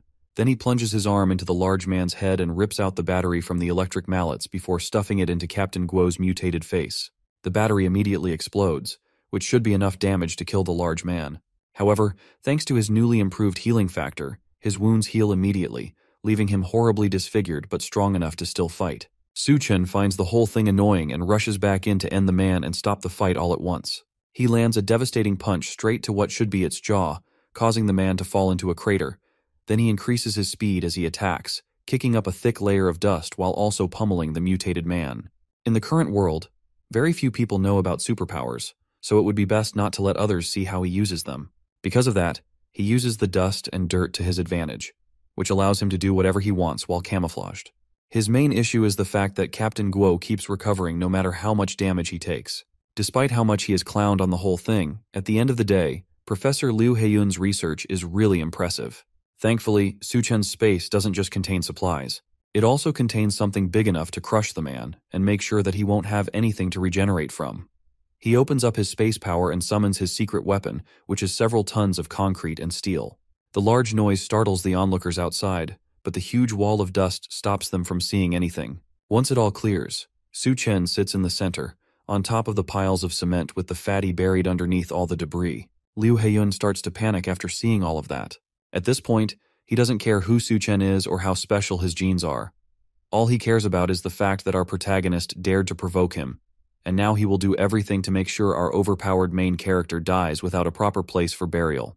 All around him, the cages start to rise as thousands of rats prepare to swarm around them and attack. Su-chen isn't worried at all, and he's in fact excited because he planned to make sure none of them survive either. The others turn and realize that they've been completely surrounded. The rat people who start coming out of the cages are all the people who were once sent to the lab. It looks like Liu Heiyun turned them all into rat men, and now they obey his orders brainlessly. Su-chen can't deal with these small fry since his target is the deranged scientist watching over them. If he doesn't get up there and deal with Liu Heiyun, then the armies of mutant rats will never end. Because of that, he has to leave them temporarily so that he can take out the source. Duanya remembers he once told her that she needs to have value to stay by his side. If she doesn't prove that she can stand on her own here, then there is a chance that he will abandon her. With that, she understands her mission and assures him that she will keep them under control. Even with that, he tells her that if she needs him and can't handle it, then she should call out to him loudly. With Su-chen gone, she immediately takes charge of the situation and steps up to lead the group. There's a lot of rats around them, and she has never controlled so many at once, but in this situation, she has no choice but to do it. With her mind controlling a large number of rats and stopping them, the rest of the group focuses on killing as many of them as possible. Meanwhile, Liu Heiyun continues to watch the carnage from the top floor of his tower. He considers the people fighting with Duanya to be traitors, but it doesn't matter to him since they will become food for the rat men soon enough. Suddenly, his assistants report that Su Chen has taken down the security personnel in the building, and he has broken into the room of someone named Miss Yun. That catches Liu Heiyun's attention immediately, and it looks like that room is very important to him. He takes off his lab coat and orders his assistants to inject the Doomsday gene into him. They warn him that the gene is still unstable, and it's way too risky to take it, but the scientist doesn't care. Right now, he needs to personally deal with Su Chen and make him pay for everything he has dared to do today. Our protagonist walks through Miss Yun's room and looks into several tanks filled with what looked like failed or still developing experiments. All of them have ghoulish dark skin, and they look completely disfigured, but one of the cases catches his eye. Inside it, there's a woman covered in nothing but bandages, floating in the green liquid of the tanks. Unlike the other experiments, it looks like she has not been mutated or tampered with at all. The woman is Yun Yun, the woman from the bar that Su Chen went to before the apocalypse started. It seems like somehow she managed to survive for this long, probably thanks to his advice, but he never expected to meet her again in a place like this. He doesn't have time to think about it though, and right now he needs to focus on saving her. He winds up his fist and punches the glass, shattering it in one hit. Then he pulls Yun Yun out and carries her against his chest. She starts to wake up and immediately recognizes him. He tells her not to worry and promises to get her out of there, but she's more concerned about the fact that she's hungry. Their reunion is cut short by a raspy voice screaming for him to let her go. Then in an instant, an ice arrow shoots out at him, aimed straight at his head. He manages to catch it in time while still holding on to Yun Yun. Liu Heiyun steps out of the shadows and yells again for him to get his hands off of Yun Yun. According to him, that's the woman he chose, and Su Chen touching her makes him extremely angry. It looks like he somehow gained ice abilities, but they're no match for our protagonist. He snaps the cheap arrow in his hands, causing it to fall apart. Then he asks Liu Heiyun if he chooses women as if he's shopping for merchandise. He can't just decide to own someone out of nowhere and then decide to keep them without consent. The scientist tells him that they are in the apocalypse, and in this new world, ordinary people are just ants. But someone like him, who holds the power of evolution, will be able to rule the world. As far as he's concerned, to be his woman is her honor. That little speech just convinces Su Chen that he's as much of a lunatic as the rumors say. Yun Yun desperately clings to our protagonist and begs him not to leave. She's scared of the situation she's been put in, and Su Chen has already come to save her. That makes Liu Heiyun even angrier, and he grits his teeth while asking Su Chen one more time to let go of her. Then he rushes at them, screaming that Yun Yun is his woman and she belongs to him. Su Chen reacts quickly and kicks a shelf at the scientist to slow him down, but the man swats it away like it's cardboard. But in that brief second he spent defending himself, Yun Yun jumps up and kisses Su Chen on the lips as a reward for saving her. She tells him that she's still mad at him for leaving her hanging last time, and she's only taking what he owes her. But that used up the last bit of energy she had, and she collapses on his shoulder in an instant and passes out. That finally sets Liu Heiyun over the edge, and he hunches over in anger while gritting his teeth. This is the worst betrayal he has ever felt, and the anger causes him to lose control of his mind. He decides at that moment that if she doesn't want to be with him, then she can just go to hell together with Su Chen. Then he starts his evolution process, causing his clothes to shred into pieces as his eyes glow white and veins pulse all throughout his body. Then his skin starts to grow dark, and his teeth sharpen and grow until they become fangs. Then his body starts to grow, while his skin shrinks around him and his nails turn to sharp claws. By the time he's done with his mutation, he is turned into a vicious-looking, half-man, half-rat. Then he promises Su Chen that he will show the true power of a god, but Su Chen is not intimidated at all and calmly holds on to Yun Yun while inviting the scientist to come and attack him. He helps Yun Yun lay on the ground and tells her to rest against the wall. She once again complains that she's hungry, so he gives her some of his chocolate to eat. Yun Yun looks very weak and frail because she has been trapped inside the lab for some time, and Su Chen seems very worried about her. As the two of them share that private moment, his eyes light up as he suddenly notices a hostile presence. An ugly-looking monster appears by his side, angry that the two of them are ignoring it. The monster looks very menacing with its sharp teeth and long claws as it gets ready to rip them to shreds. It tells them that they will be meeting their maker since they are so bold to be distracted, but Su Chen maintains a cool composure and isn't fazed by the filthy monster's threats. The monster almost looks gravely ill, and its body looks skinny and disgusting. In an instant, he weaves his hand and destroys the monster's upper body. The mutated rat's parts fly across the room, with its blood and guts spilling everywhere. It is a befitting end for such a repulsive creature. As the blood splatters everywhere, Su Chen is disappointed and asks if that is all the monster has. The look on his face shows that he is expecting more of a challenge, but the monster clearly isn't ready for Su Chen's overwhelming strength. Meanwhile, Yun finishes off the chocolate, and she asks him if the people downstairs are his friends as she looks through the window from the corner of her eye. Su Chen confirms that they are his friends. She grabs a chair and says that she is going to repay him for everything he has done. It is only fair, considering the fact that he also saved her life. Yun throws the chair at the window and shatters it, then prepares to jump down to the bottom floor to save Su Chen's friends. She gives Su Chen one last good look and tells him that Liu Huyan isn't so easy to kill and that he needs to be careful. After that, she jumps out of the window, slowly increasing in size, and by the time she lands on the ground below, she is tall enough to tower over everyone around her. The crash scares Su Chen's friends, and it takes a moment for them to figure out what just happened. Duanya and the others turn in surprise to see the huge woman, who cries about the fact that she landed right on her butt. The bunny girl barely believes what she is seeing, while Tianyue just realizes that it's a giant woman who crashed the party. Somehow, despite her increase in size, she doesn't lose any of the bandages on her body. With the destroyed buildings and structures in front of them, they don't believe that they are looking at a giant woman. While they are still trying to comprehend what is going on, a lot of the rat army lays dead behind them. Yun grits her teeth and is still trying to recover from the pain of the fall. She eventually gets up and starts walking through the plains of the battlefield. The other people are still asking how a giant woman suddenly appears out of nowhere.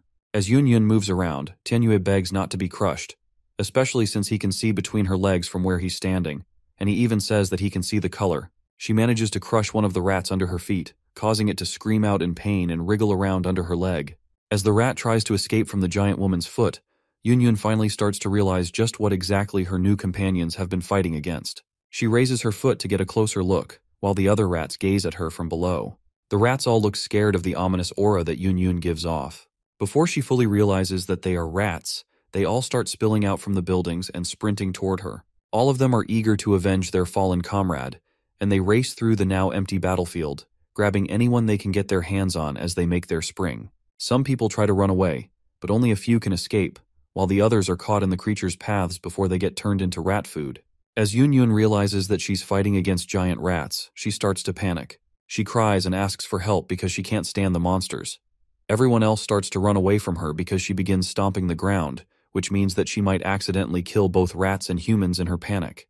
The shockwaves from her stomps make them all run for their lives. She keeps yelling at the creatures to get away from her, while the other humans try to calm her down before she stomps them to death. Most of them give up on calming her down and try to get away. Su Chen watches the chaos as he marvels at Yun's insanely powerful ability. Unknown to him, as he stares out the window, the rats in the room begin morphing and coming back to life. He quickly turns his head and sees the creatures rushing toward him, but he knows that he can take them out. Su Chen doesn't resist as the rats swarm and climb all over his body. He acknowledges that Liu Huyan really isn't that easy to kill. Then he allows himself to get engulfed by the swarm while maintaining a calm demeanor. The rats merge together around him, forming a new body that looks like it belongs to the Rat King. A few seconds later, he is completely swallowed up by them, but not once does he try to save himself. From the depths of the horde, Liu Huyan's hand reaches out like an ominous being that has been brought back from the dead. The large rat emerges with his full body, now turned fully into the Rat King that Su Chen has been trying to find. He laughs and says that his body is practically immortal, mocking Su Chen's futile efforts at trying to defeat him. Now that the main thorn in his side has been taken care of, it's time for him to start taking over the world. The rest of the fighters below are shocked when the rats suddenly stop attacking. They all just stand like mindless figures, as if their minds have all been connected to a hive, and they are awaiting their next orders. Duanya and her companions wonder why the rats have suddenly stopped. With the rats all in sync, they gaze up to the top of the building, where their leader stands like a cartoon villain trying to take over the world. There at the top, Liu Huyan revels in his glory. He stands and smiles with his gross-looking body, feeling like he has won and there is no hope for his enemies. His eyes glimmer, and he has an overly confident look on his face. The other fighters recognize him as the king of the rats. They start to panic as they look at the sinister creature. All the rats kneel in unison, pledging their allegiance to their leader and honoring the one who makes their existence possible. The bunny girl and her companions are surprised that the rats are even intelligent enough to perform such actions. Meanwhile, Yun continues to prance around as she swats the rats away and tells them to get out of her way. She is angry enough at the unpleasant creatures and doesn't need their unappealing king, making matters worse for her. She walks up to Liu Huyan, confronts him, and asks where our main character is. She is ready to confront the Rat King on the spot if he doesn't tell her where Su Chen is. Besides, she still isn't done having her way with his chocolate. Liu Huyan isn't fazed by the confident woman who stands before him, and he tells Yun Yun that her precious man is gone. He feels disrespected that she speaks to him in such a dismissive tone, and he isn't going to take it. He tells her that she is asking for trouble, and the unsettling smile on his face shows that he is ready to deal with her. Yun Yun, not noticing early enough when the rats climb her body and start clawing at her skin, is frustrated and scolds them for distracting her from her goal of dealing with their king. It isn't just her who suffers at the hands of these relentless creatures. The bunny girl and the other unfortunate companions find it hard to keep up with the rats because they have suddenly gone berserk and are attacking them fiercely. While they try to stand their ground and hold their position, Yun Yun has been pushed down by the rats, who look ready to tear her apart. She tries to protect her face with her hands, leaving the rest of her body vulnerable. Li Huyan laughs at them and boasts about how he will use his rat army for his global plan, but he suddenly gets interrupted by Su Chen's voice. Our protagonist stretches out his hand from the depths of the swarm and apologizes for wasting time to find the crystal core.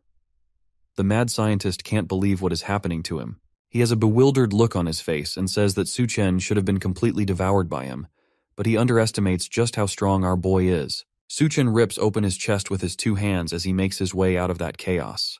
He splits the Rat King in two and steps out with a fierce gaze and a red shine in his eyes. His body is marked with red streaks all over, and Li Huyan, despite being split, still can't believe it. Su Chen looks down at him. Please know that he has found what he has been looking for. In his hands, he holds the Rat King's crystal core. With the Rat King's crystal core gone, the mutated rats begin acting more vicious and crazy. Barricades can barely hold them back because they are able to squeeze through with their bodies. More of the creatures start to appear from tight spaces and corners, looking for the next target to consume. They pop out of the holes in the walls and in the ground. As they reveal themselves, they hold on to the dead bones of their pathetic victims.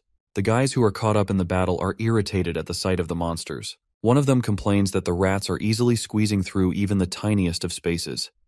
The man screams out with fear in his eyes as he runs for his life. He tells his companion to watch his step close to a ditch. The little girl's bald brother stops in his tracks immediately when he sees a rat emerging from the sewers. He grits his teeth and stands still as the monster sniffs around for the next person to attack. Sadly for the bald man, the rat grabs his leg as he moves and holds onto it firmly. He is confused and has no idea what to do as he screams out, while more of the rats emerge and begin to drag him down to the depths of their sewage. He struggles and yells at the rats to let him go, but there is no hope for him. He tries his best to escape and claws at the ground, but the monsters hold him firmly. The other brother watches and calls out to the man getting dragged down, while the little girl holds onto his shoulders. Tears run through their eyes as they watch him get dragged into who knows where. There is nothing they can do, and as their brother is taken to his death, he tells them not to worry about him, trying to ease their minds as the monsters take him away. He tells the little brother to take care of the little girl, and his voice gradually fades out as the rats finally pull him away. The rats retreat to their depths to continue their meal, as the two keep calling for their lost brother. On the other hand, Tian Yue is completely exhausted. He doesn't look like he can still keep up with holding the rats back. There are injuries all across his face, and his mouth is bleeding badly. His eye bags are so heavy, and it looks like he's about to collapse. The faction leader realizes that the whole thing is too much for him, and he looks like he is about to pass out. Su Chen needs to show up fast and do something, or it's all going to be over. With the little strength he has left, he keeps trying to fight back the rats. He slashes the monsters as they approach him, but he has already reached his limit. The rats can't give up a chance to attack weak prey, so more of them swarm him. At this point, Tian Yue is basically seeing Jesus already. He is beyond exhausted. He can barely keep his eyes open. His arms give out, and it looks like it's finally the end for him. After the last of his energy leaves, he accepts his fate. Yun Yun, as well, is being overrun by the monsters. The monsters climb all over her and bite her body, causing her to wince and cry out in pain. The buildings all around her keep taking damage as she jumps around in pain. Duanya doesn't have it much easier either. The rat monsters run towards her, and she says that it is impossible to block out or mind control all of them. Tian Yue looks towards the sky, and he notices a black figure at the top of the building. The strange figure leaps from the roof and suddenly lands in front of all of them with a menacing aura. As it lands, it kills some of the filthy rats and sends them packing. It has a dark face and a bright, sinister-looking grin. The shadow's aura is immensely powerful, and Tian Yue is frozen on the spot out of fear. He shouts that it must be the Rat King and thinks it is the end for him. Duanya almost starts to cry as she thinks Su Chen might have failed to defeat the Rat King. It's almost impossible to believe that he somehow failed his mission despite how powerful he is. The monster then speaks to them and tells them not to be afraid. The former chef can tell that the voice belongs to Su Chen, and she is able to calm down for a bit. The dark aura around him clears from his face, and it reveals that it really is our protagonist. Despite their fears, he managed to take down the Rat King and absorb his power. Although the remaining consciousness in the crystal core wants to devour him, thanks to his sharp mental strength, he is managing to hold it back. When in a tough situation, he isn't going to lose a battle of mental strength. He has a wicked smile on his face as the shadow slowly fades away from his body. Tianyue is glad to finally see his brother again. Su Chen thanks the faction leader for all the hard work he has done and how he managed to hold back the horde until the Rat King was defeated. Just as the shadow fades from his body, the mutated rats all fix their eyes on him. Now that a new threat has joined the party, they look eager to feast. They all rush towards him from behind, hoping to catch him off guard and overwhelm him, and Tianyue warns him to be careful as he sees the monsters rushing towards him. Nevertheless, Su Chen is unfazed and slightly turns his head to tell the monsters to get lost, with a devilish glare in his eyes. The rats stop in their tracks instantly, and the anger in Su Chen's gaze causes them all to scurry away. They turn to run, clearly terrified of going up against our man, and all of them look like they have just seen a ghost. The barriers that are meant to hold back the mutated rats end up being their escape route, as they squeeze their bodies to get through the little holes. The others escape through their underground tunnels, and the rest go through the vents. The rest of the human survivors can't believe their eyes. They wonder what has caused the rats to suddenly get scared and run away. Now, with the battle over, it seems like they just barely made it through the whole ordeal. Even though Su Chen isn't the Rat King, the remaining power of the crystal core is enough to intimidate the Ratmen into retreating. If he hadn't made it back in time, they would have just kept on coming out of every corner and attacking them. But there's no time to celebrate just yet. Tianyue starts to cough violently now that his body is going through withdrawals from the scientist's drug. Su Chen rushes to hold up his brother as the man looks ready to fall over and faint. It looks like the drugs that the scientist has been giving them are also a type of poison. It gives immense strength, just like they thought. But the more power they use, the deeper the poison effect. Su Chen desperately asks Yun what he can do to help his friend. She tells him that in Liu Heiyun's lab there is a corpse that has the answer to their problems. If he can get to it and extract a sample of its blood, then they can use it to make a serum that should be able to neutralize the poison. With a clear mission in mind, Su Chen heads back into the lab to try and find the monster that Yun described. He reaches a door deep in the building where he found the Rat King and wonders if this is the place that Yun mentioned earlier. As soon as he gets there, he notices that there is a strong, oppressing aura oozing from behind the door. Something unnatural is behind that door, and he can feel it just from outside. With no other options, he opens the door, allowing what seems to be stale, frozen air that is in the lab to leak outside. He notices that walking into the room feels like stepping into a black hole. As he walks in, he seems to pass through a thin barrier blocking the entrance of the lab. He breaks through it, but can't believe the feeling that it gives him. To him, it feels like he has passed through a wall of pure mental power. He analyzes his body to see if anything has changed, but there is none. He glances ahead and becomes confused about who he is staring at. From what Yun told him, there are supposed to be only corpses in the lab. But instead of a rotting corpse, he sees a lady sitting and working on the computer in front of her. From how she greets him, it's almost like she expected him to come and meet her.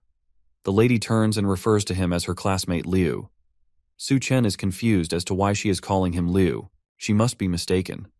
After all, he looks nothing like that madman. He turns to look at himself in the reflection of one of the lab machines, but he sees that he really does look like Liu Heiyun. He immediately realizes that this must be some sort of illusion, and he has to wake up quickly. For now, though, all he can do is play along with the trick. He greets the older woman, calling her Professor Xiao, and she invites him to come and take a seat. Su Chen assumes that he has entered Liu Heiyun's memories as well, since he seems to be reliving his past experiences. Xiao then takes off her jacket, and he asks her what she is doing. She tells him that the lab is really stuffy and she needs to cool off. On the table beside them is a crab that is being experimented on. Liu explains to her that a common parasite is found in these crabs. She confirms it and says that it is a strange creature that uses its host to protect itself while coexisting with it at the same time. It's a parasitic organism called a succulina, and that's what both of them are trying to research with the crab. Or at least they were supposed to be doing that until Professor Xiao gets a better idea. As they look closer, Xiao asks if he finds the creature interesting as she rests against his back and starts feeling his chest. Liu is trying his best to keep his cool composure. She isn't making it easy for him at all, considering how revealing her clothes are. She continues to rub his chest, making him more nervous as well. The moment gets more heated when she leans in on him and says that she doesn't expect him to be so knowledgeable and also have a good physique as well. Liu gives a sly smile and looks like he is ready to make the best out of his current situation. He turns his seat around and Xiao sits on his lap, almost looking like she's trying to push him down. He tells her that she must have dressed so provocatively to try and influence him, and he's not one to look past an opportunity with a beautiful woman. She says that she prefers to practice some chemistry with him rather than work on the experiment, and the moment gets especially heated between the two. The chair Liu is sitting on is making squeaking noises as the two of them are having their fun. As they continue to fool around in the lab, Liu pins the professor against the glass window. At that moment, she looks outside and notices that the moon is looking a little strange. It's the day that the apocalypse begins, and the moon releases its blindingly hot burst into the room directly on the couple, and they both happen to not be wearing much clothing. Suddenly they are surrounded by a blazing hot fire. She screams and asks for the curtains to be closed quickly. The heat is too much for them to bear, and they wonder when it will all end.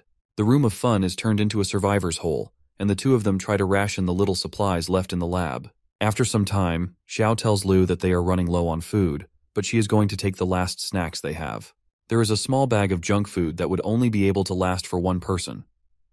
Liu gets furious as she takes it and slaps her away before she can touch it. He stares down at her menacingly as he tells her that the supplies are more valuable than her life. The scientist looks like something has possessed him, and you could see the furious rage in his eyes. The professor shakes in fear and apologizes for taking the food, saying that she is too hungry. She can't believe her eyes when he picks up a sharp knife and decides that if he hurries up, then he will be able to get the rest of the food in her stomach that hasn't digested yet. He plans to cut her open and salvage whatever meal he can find inside her. With a firm swipe of the dagger, her blood is sprayed everywhere in the room.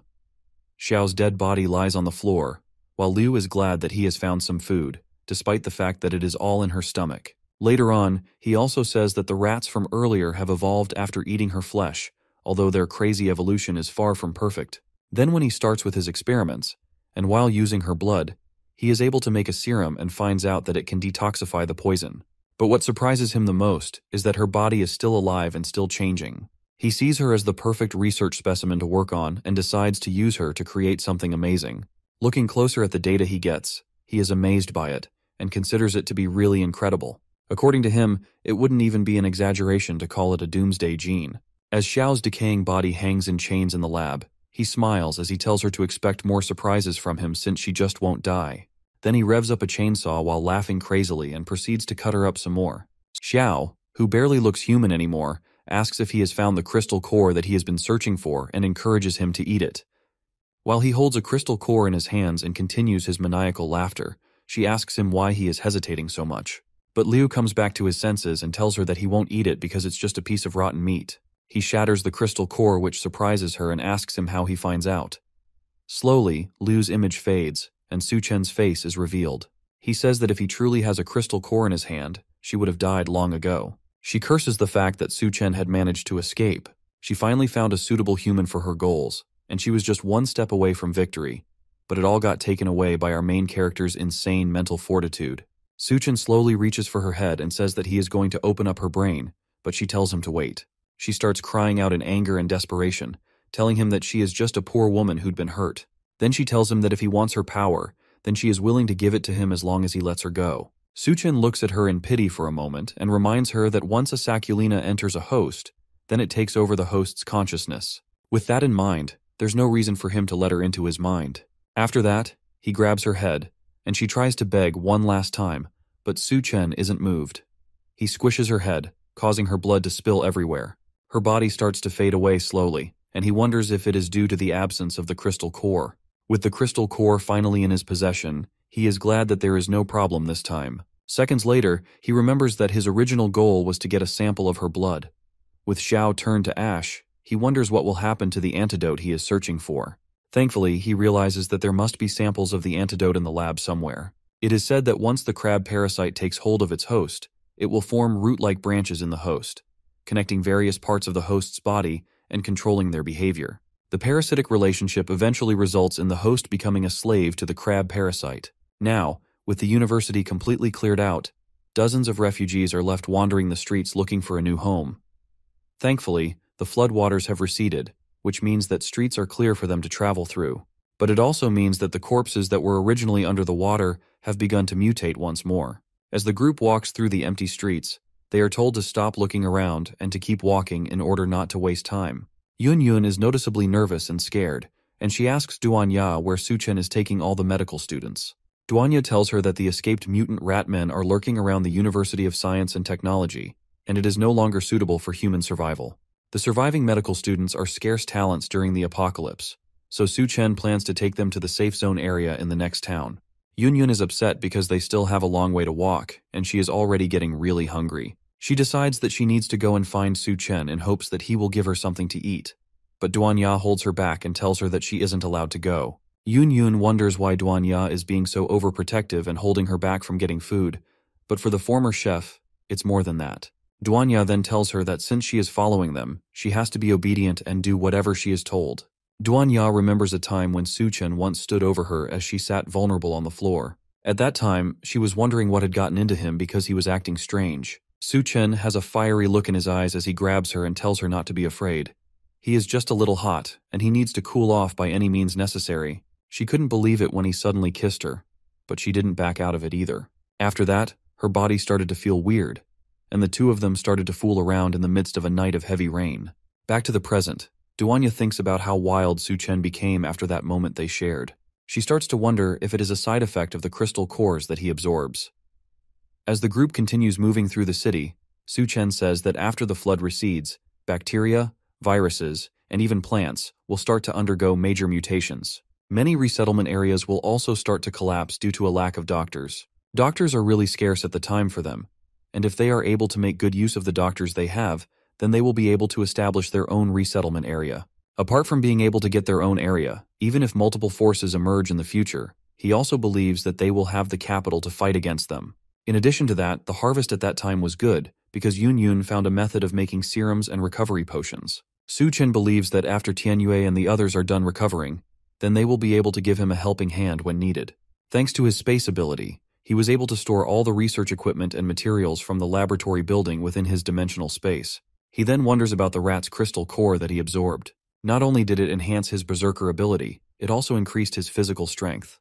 The crystal core also gives him ice powers, and although he can only condense a little ice right now, he is determined to find a way to increase it in the future. As if he isn't overpowered enough, the crystal core of the half-body female mutant also adds more abilities to his arsenal. Her crystal core gives him 2 psychic abilities, but he is upset that he didn't get the power to create illusions. Tianyue notices a weird sound coming from around them, and the others get very nervous. Suchen activates his first psychic skill, which is spiritual perception. The ability probably came from the corpse's appetite for blood. His eyes turn to a sharp red color, and he grows a very intimidating aura, which allows him to see the heat signatures from the blood of living things about 30 meters around him. It is like he has turned into a heat-seeking radar. He then notices that the members of the Devourer clan were preparing to ambush them. He can see the numerous mutated people hiding in the buildings and waiting for the right time to strike. One of the members of Suchen's group sees something frightening and tells everyone else to look up towards where he is pointing. Above them, they can see a female who has been hung on the traffic light pole, and a girl among them notices that the person hung is known as Rui Rui, a former roommate of hers. She tells the guys to hurry up and save Rui Rui before it is too late. It is a life that needs saving, and she can't stand seeing her friend in such a humiliating state. One of the guys attempts to go and save the girl, but Suchen stops him and tells him to mind his business. Suchen then tells his group to keep moving and stop wasting time. The girl can't believe how cold-blooded he is. She wonders if Suchen is even still human, because it doesn't make sense that he would just watch someone die when there is still a chance to save her. Other people start to speak up, and they accuse Suchen of not being a man at all. They decide to stay back and help since they can't just stand by and watch someone die before their eyes. The girl orders them to put Rui down quickly so that she can give her medical attention. Some of the men move to the traffic pole quickly and begin loosening the rope in order to rescue her. As they are loosening the ropes, arrows rain down on them and manage to pierce through most of the guys, killing them instantly. The sudden turn of events causes the once confident girl to shiver in fear. All of them can't believe that they just lost 2 innocent souls in an attempt to save one person. They finally realize it is a trap, but it's much too late for them to escape. 2 other guys burst out from the windows above them with axes. They quickly surround the girl and the guy she is with. The 2 men from the Devourer clan are as tall as mountains, and they tower over the group of people who tried to save their friend. One of the Devourer brutes grabs a girl by her face and licks her cheek to get a taste of her. Then he rubs his hand all over her body and calls his companion to come and have some fun with her first.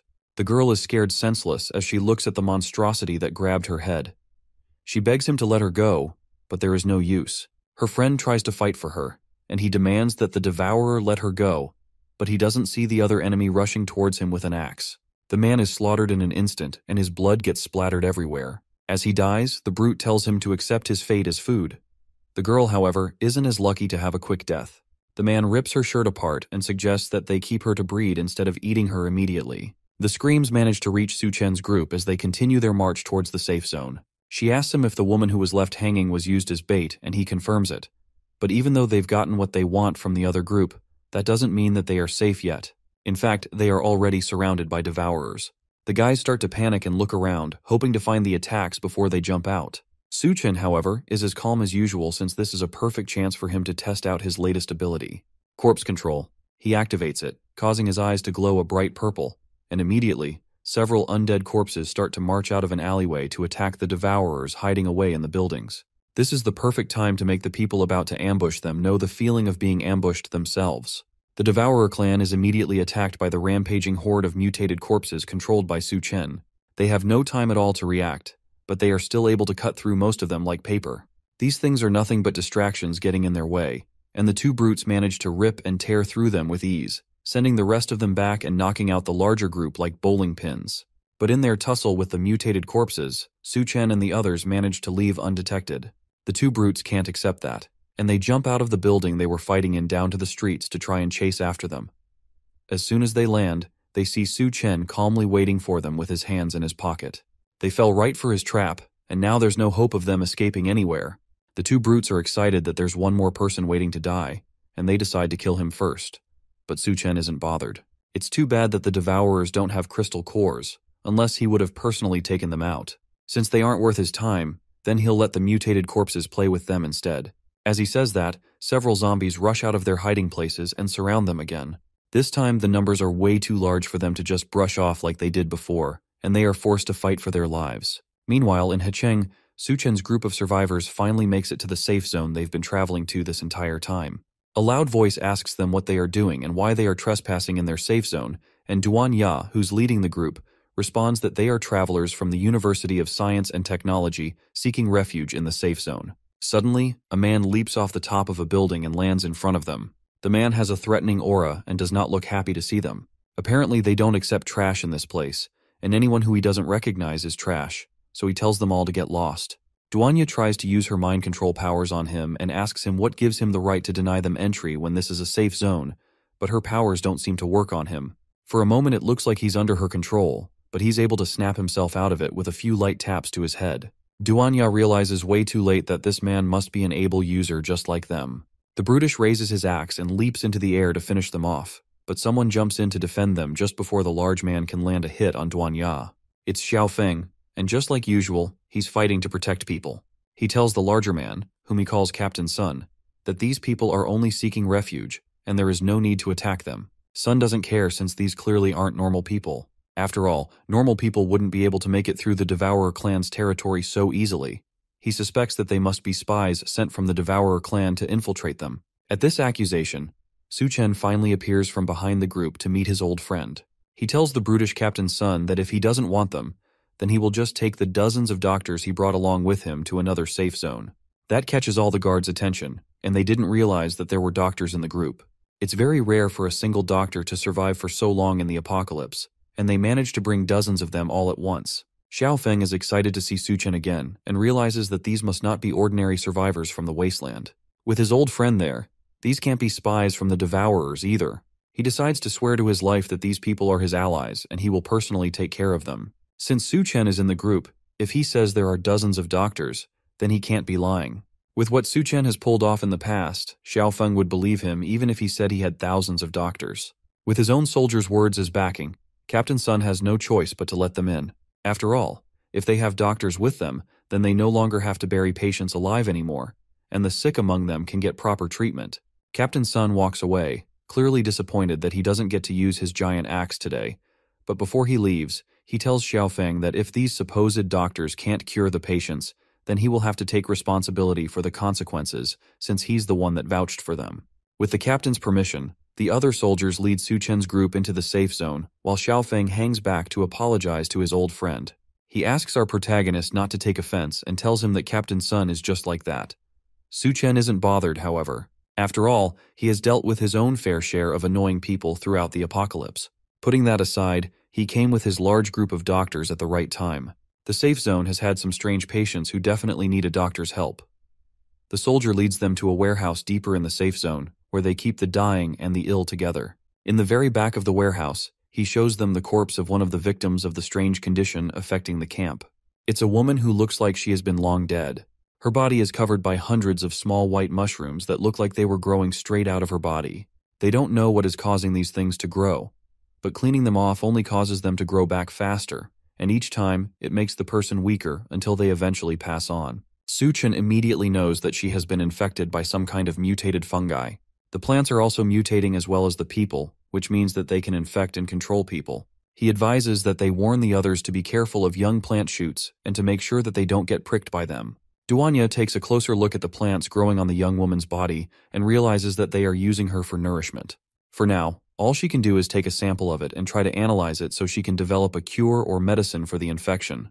However, this is just the beginning of the rapid mutations that will take over the world. If these newly mutated plants aren't cleared out, they will quickly grow and start attacking humans.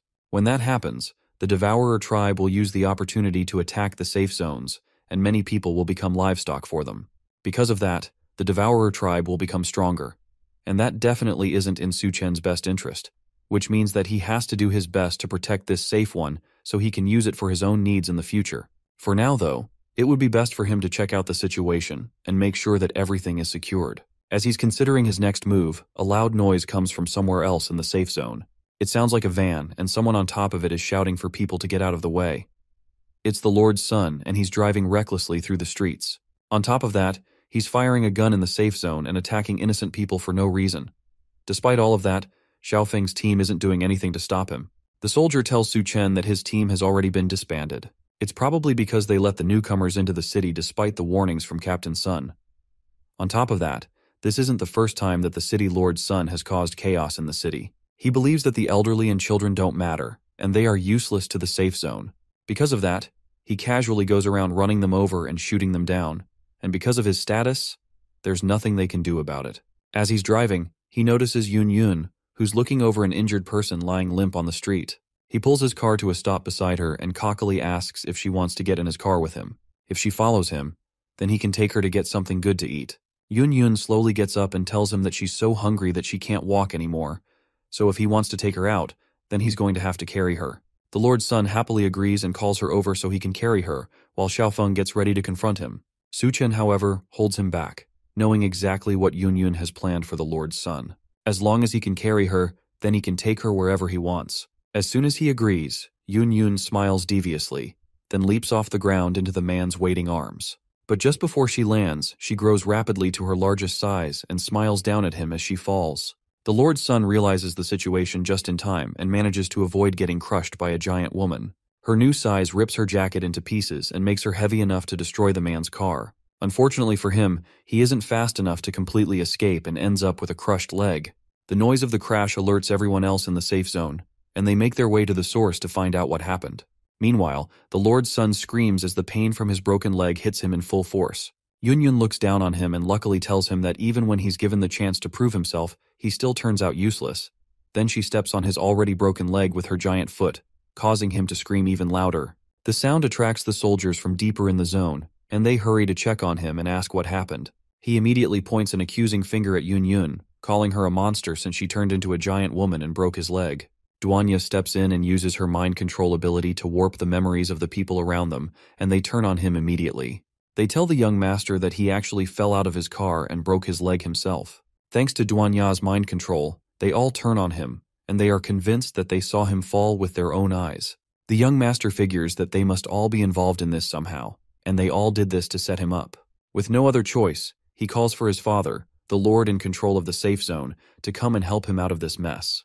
Captain Sun chuckles menacingly and figures that this interaction will be fun to watch.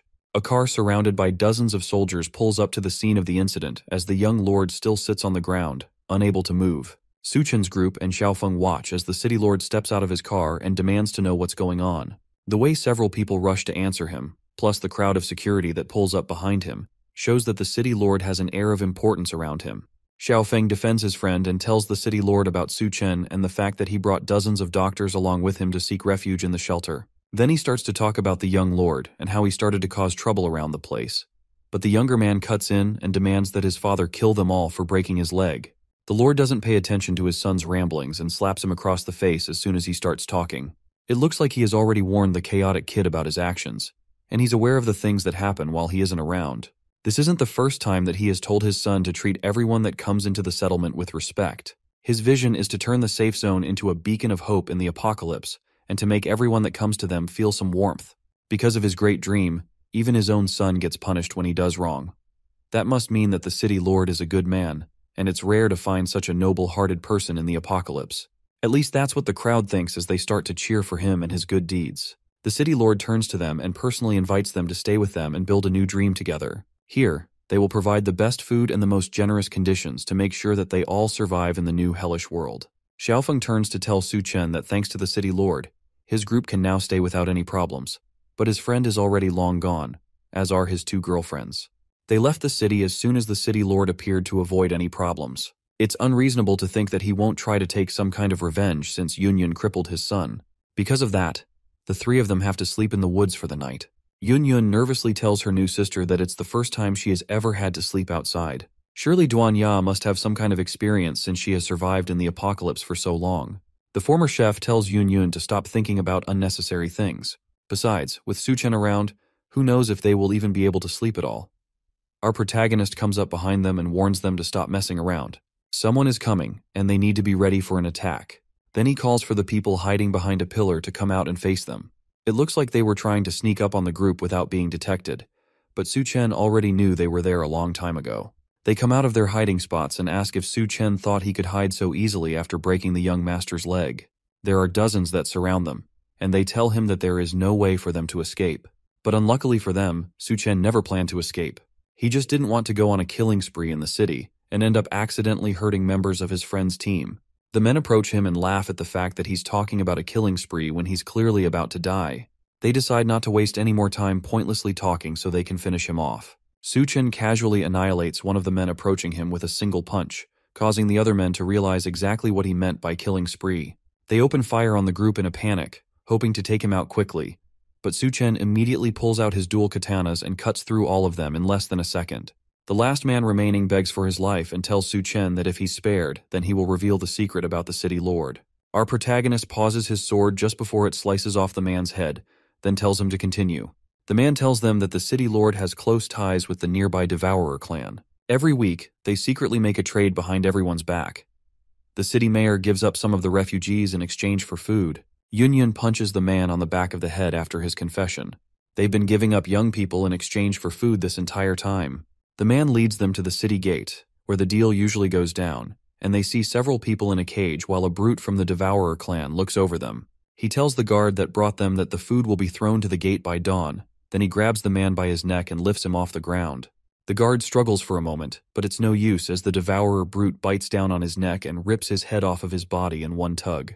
The guards are just refugees hired temporarily, and the city lord never leaves any witnesses alive. The man asks if he can go now that he has told them everything he knows, but Su Chen has one more task for him. They take the man and tie him up over an empty street in an attempt to lure devourers towards the area. Their plan works, and his screams attract brutes nearby over to the empty place. To them, a person hanging alone in a dark place is just free food. One of the brutes asks why someone is hanging over in the middle of nowhere, but his companion doesn't care and just wants to get his hands on the free food. They rush up to the guard and punch him in the stomach, causing him to cough up blood and pass out. But the noise they made from their mad dash to get free food triggers Su Chen's plan as a loud voice comes down from above them. It's Yunyun, who has been the one dangling the man over the alleyway this whole time. She grabs one of the brutes who fights for his life, while another one notices the glare of a sniper scope from a window above them. They finally realize that this whole thing was a planned ambush for them. Upstairs, Duanya carefully aims a sniper rifle at the devourers in the alleyway. She remembers Su Chen's words about how the devourers have mutated so much that their skulls are probably too hard for bullets to pierce. So the only way she can take them out is through multiple hits on one spot. She aims at one of the devourers, then fires 3 shots, managing to hit him straight on his forehead in 3 consecutive bursts. Meanwhile, the other devourer still fights against Yun Yun's giant hand as it threatens to crush him. He doesn't notice Su Chen casually walking up from behind until he feels a hand on his. It's too late. Our protagonist places a hand on the brute's head, crushing it instantly, and then they go on to take out the entire group. With the Devourer clan's main force taken out, Su Chen and the 2 girls take all the food that was meant to go to the city lord for himself. Then they head to a house that's still in surprisingly good condition despite how unforgiving the apocalypse has been. Inside, he summons a bed from his inventory as well as more food to create a feast for him to enjoy with his 2 girls. Duanya tells him that if he wants to own a settlement base, then he can just find a different place and conquer it as his own. There's no need for him to get mixed up in the mess between the city lord and the Devourer clan. While that is true, building a base takes a lot of time and effort, and he's not good at that sort of thing.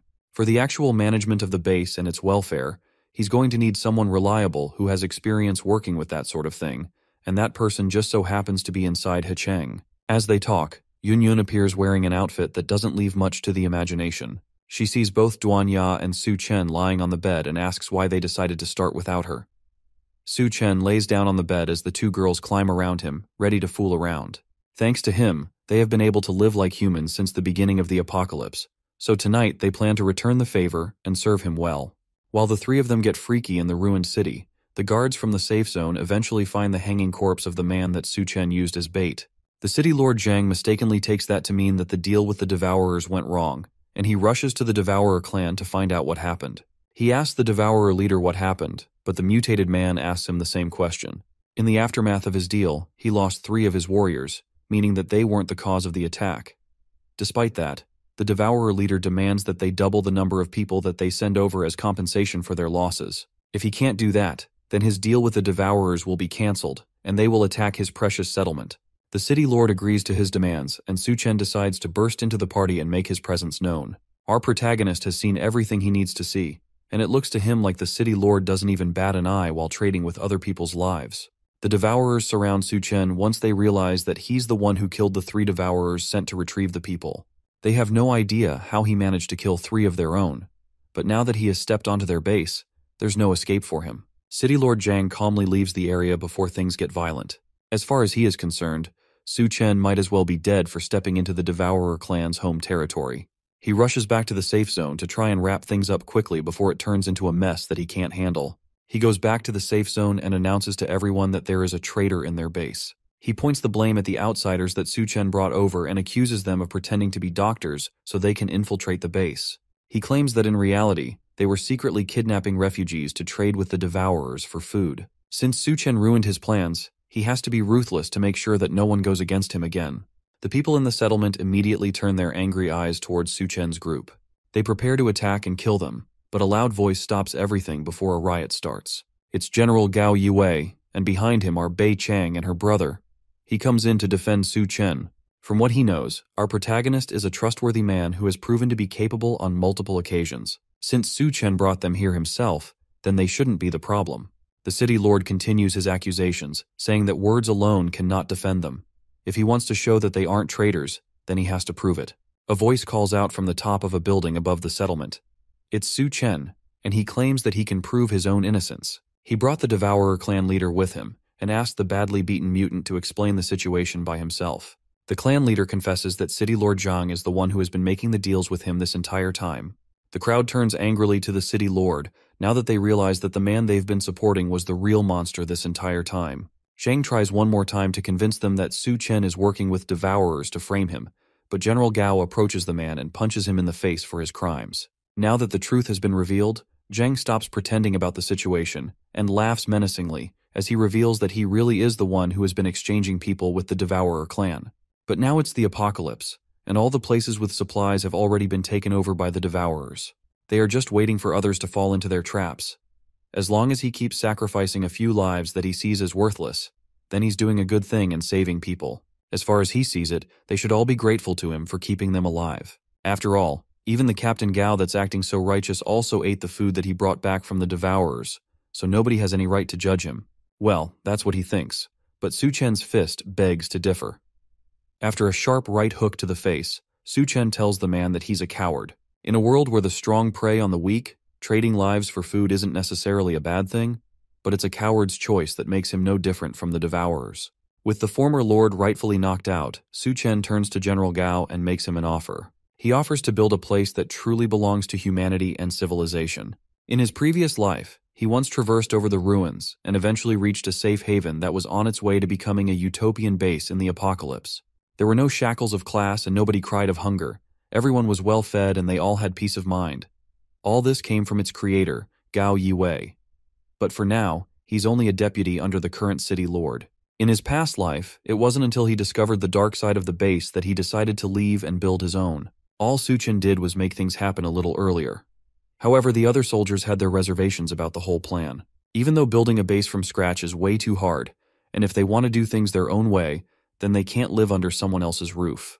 They have to establish a new base by themselves if they want to survive on their own. The city lord laughs at their plans of building a new base. Outside the safe zone of his city, beasts run rampant, and zombies are everywhere. There's no guarantee of basic food and safety. Leaving his safe zone would be a surefire way of sending people to their deaths. The crippled lord's son advises his father to let them leave if they want to go. They'll eventually come crawling back once they've suffered enough. The other survivors also start to doubt if they can survive outside of the city lord's safe zone. If they don't want to die, then they have to take their chances staying with the coward, but at least they will get to live.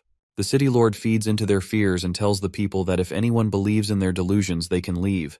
But if they starve to death in the wasteland, then he won't be blamed for anything.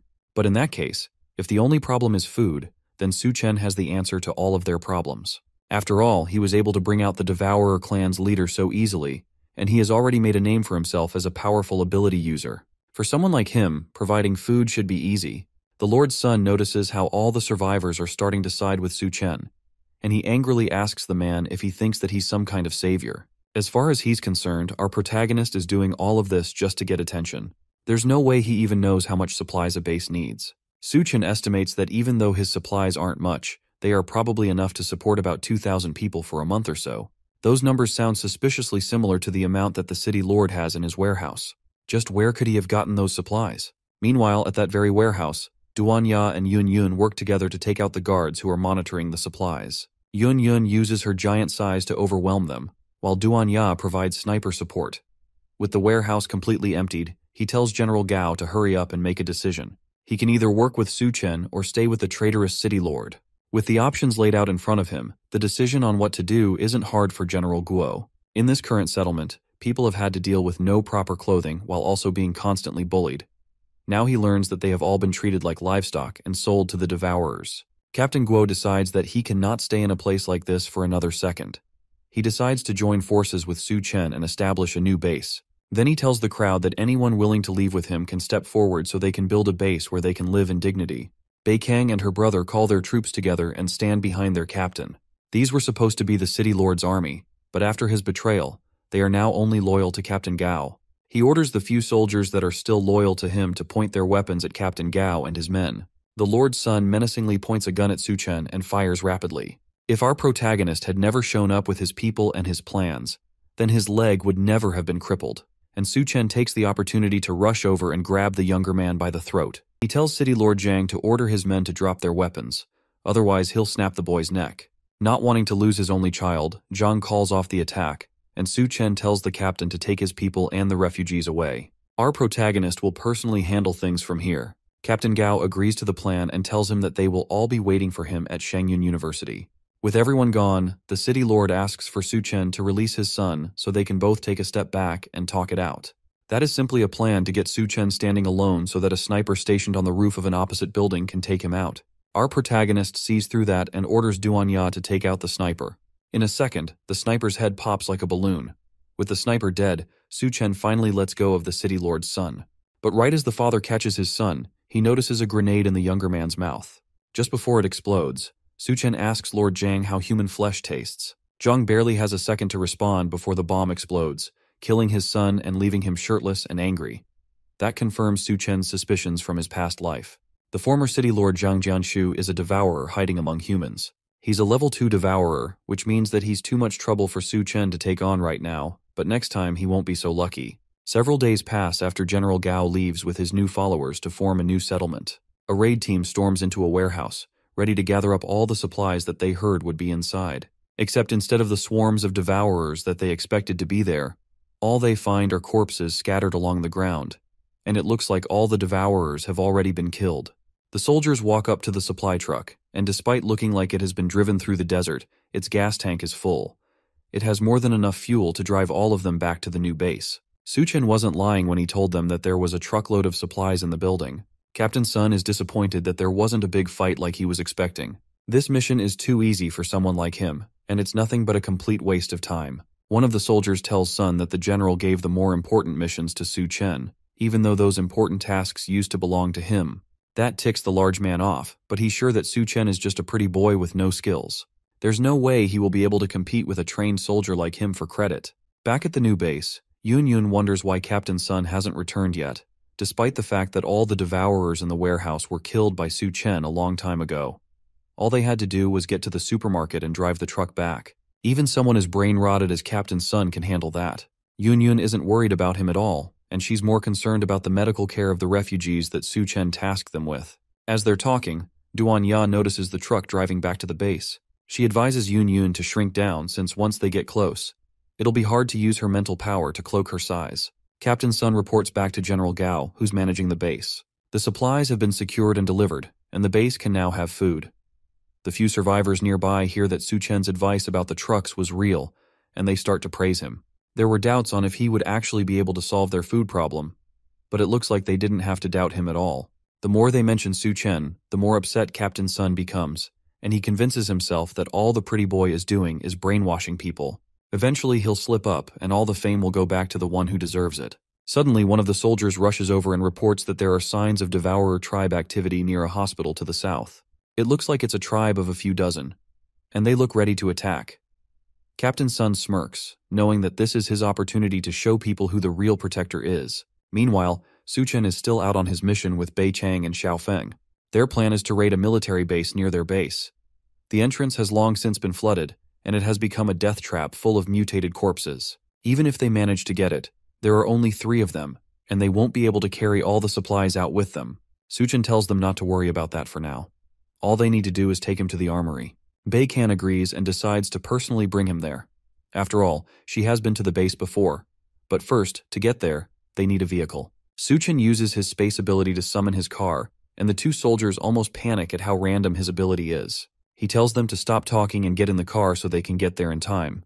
Then they cruise through the empty streets towards the military base. At the military base, some of Zhang Jianshu's men work to drain the large pool of water covering the base's entrance. No matter how much water they pump, though, it never seems to be enough. The leader of the team tells the rest to go and find a few useless items from their storage and throw them into the water as bait for the water ghouls. Since the city supplies have mysteriously disappeared, if they don't bring something back, then they are as good as dead. The men grab some hostages and throw them into the water filled with water ghouls. The plan works, and the ghouls get lured to the surface, which means that someone can dive in to check the place out. The leader tells his men that whoever goes down to pry open the door will be rewarded with a woman by the city lord once they get back. One of the men steps up to take on the task. Before the apocalypse, he had no money and no woman, so now that the apocalypse is in full swing, he has to take any chance he has to make it ahead in life. His courage motivates the others to start diving too. Meanwhile, Xiaofeng watches the men as they try to get into the military base. It seems like Zhang Jianshu has set his eyes on the base's supplies and weapons as well. Luckily, Bei Kang knows another way around that can avoid the city lord's army, but they will have to dive underwater. Su Chen accepts the idea, and the 3 of them dive into the ghoul-infested waters to try and reach their target. As they swim through the dark water, Bei Chang notices several eyes watching them from deeper in the pool.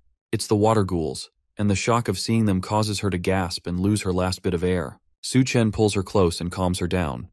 Then he kisses her, transferring some oxygen into her mouth. That manages to save her from drowning, but the water ghouls take the opportunity to attack them while they're down. Su Chen uses his ability to stop them before they can attack, and they all stop dead in their tracks, almost like they've been hypnotized. His eyes glow red, and Bei Kang realizes that he is somehow controlling all the water ghouls with one of his abilities. The ability wears off, and some of the ghouls start trying to attack them again. Su Chen manages to hold a few of them and tells Bei Kang and Xiaofen to escape while he handles them. They rush to the surface and manage to make it out of the floodwaters into the military base. With the number of abilities Su Chen has, they start to wonder if he's human as several bodies start floating up from the water as our protagonist wipes them out. They wonder how many abilities he has that they don't even know about. After taking out all the ghouls, Su Chen emerges from the water completely unharmed. After taking out all the water ghouls, one of them managed to drop a white core, which has a low drop rate in monsters. Getting a white core in such a short time is usually a miracle, but Su Chen doesn't seem satisfied. Although a white core doesn't grant new abilities, it can strengthen old ones, making him even stronger than he already is. As they talk, two yellow eyes watch them menacingly from a distance. The silhouette looks like a cat, and it seems particularly interested in the crystal Su Chen is holding. It leaps out as soon as he's distracted and snatches the crystal from his hand before he can react. Why is a cat even in the military base in the first place? The base probably had cats to control any rat problems they had, and one must have survived the apocalypse by staying strapped in the base. The feline has dark black fur and glowing stripe patterns all over its body with bright yellow eyes. The kitty is quite impressive since it managed to snatch the core from Su Chen's hand before he could even react. Su Chen angrily but calmly tries to offer the little guy some superfish snacks in hope that it will trade that for the white core. However, the cat leaps up and manages to snatch the snacks from his hand before running deeper into the base with both its prices. It looks like the great and powerful Su Chen has been outwitted by a cat twice in the space of a minute. Anything that survives in the apocalypse can't be an ordinary creature, and there definitely seems to be something special about that cat. They keep walking through the base, and eventually they find a lever that reactivates the electricity in the base. Thankfully, the power systems are still operational despite how long they've been abandoned. Before the Great Flood, the survivors evacuated in a hurry, which means that there was no way they had time to take all their supplies with them. They finally arrive in the base's arsenal, and there's enough weapons to arm a force of up to 500 people. Xiaofeng figures that if they can find a tank, then they might even be able to arm 1,000 people. Bei King warns him to be careful as he runs off to find a tank. The storage is full of things they will definitely be needing, but the problem now is how to get everything back to the base. The City Lord's troops could show up at any moment, and going back to the safe zone for reinforcements is out of the question. A loud rumbling noise drags them out of their thoughts. Xiaofeng found a tank, but unfortunately, something else found him. It's a large mutated monster that almost looks like a giant dog. It's chasing Xiaofeng, who is desperately driving away in his tank. The monster shoots a laser from its snout, and it hits the tank dead on. The panicking soldier asks Su Chen to do something since if it blows up the armory, then they will probably get blown up along with it. Su Chen activates his space ability and stores everything from the warehouse into his pocket dimension. In a matter of seconds, the warehouse is cleaned out, as Xiaofeng drives up to them. He asks if Su Chen can store the monster in his space, but unfortunately, the space only works on inorganic material. Living mutated creatures can't be stored in it, meaning that they have to find another way to take care of the monster. Bei Kang decides to step up to the occasion and lure the monsters away while Su Chen and Xiaofeng retreat. That's a reasonably stupid idea for Su Chen, and he grabs her instead and carries her over to the tank. Bei Kang tries to protest and tells him that since the supplies are in his space, then he has to make it back to the base safely. As they're talking, the monster rushes up to them and charges up another blast. Su Chen manages to dodge out of the way, but the tank isn't so lucky and gets blasted head-on. Su Chen tells her to stop wasting time and to go check on Xiaofeng while he deals with the monster. She runs off but orders him not to die on her. Now that he's alone with the monster, he takes a good look at it one more time. He doesn't remember hearing about a mutated beast like it in the area during his last life. That doesn't matter though, because its crystal core will belong to him regardless. It looks like that's all we have time for now, but I'll keep you all updated if anything new happens. I'm dying to see what awesome methods Su Chen is going to use to take out this monster. And is Xiaofeng even still alive?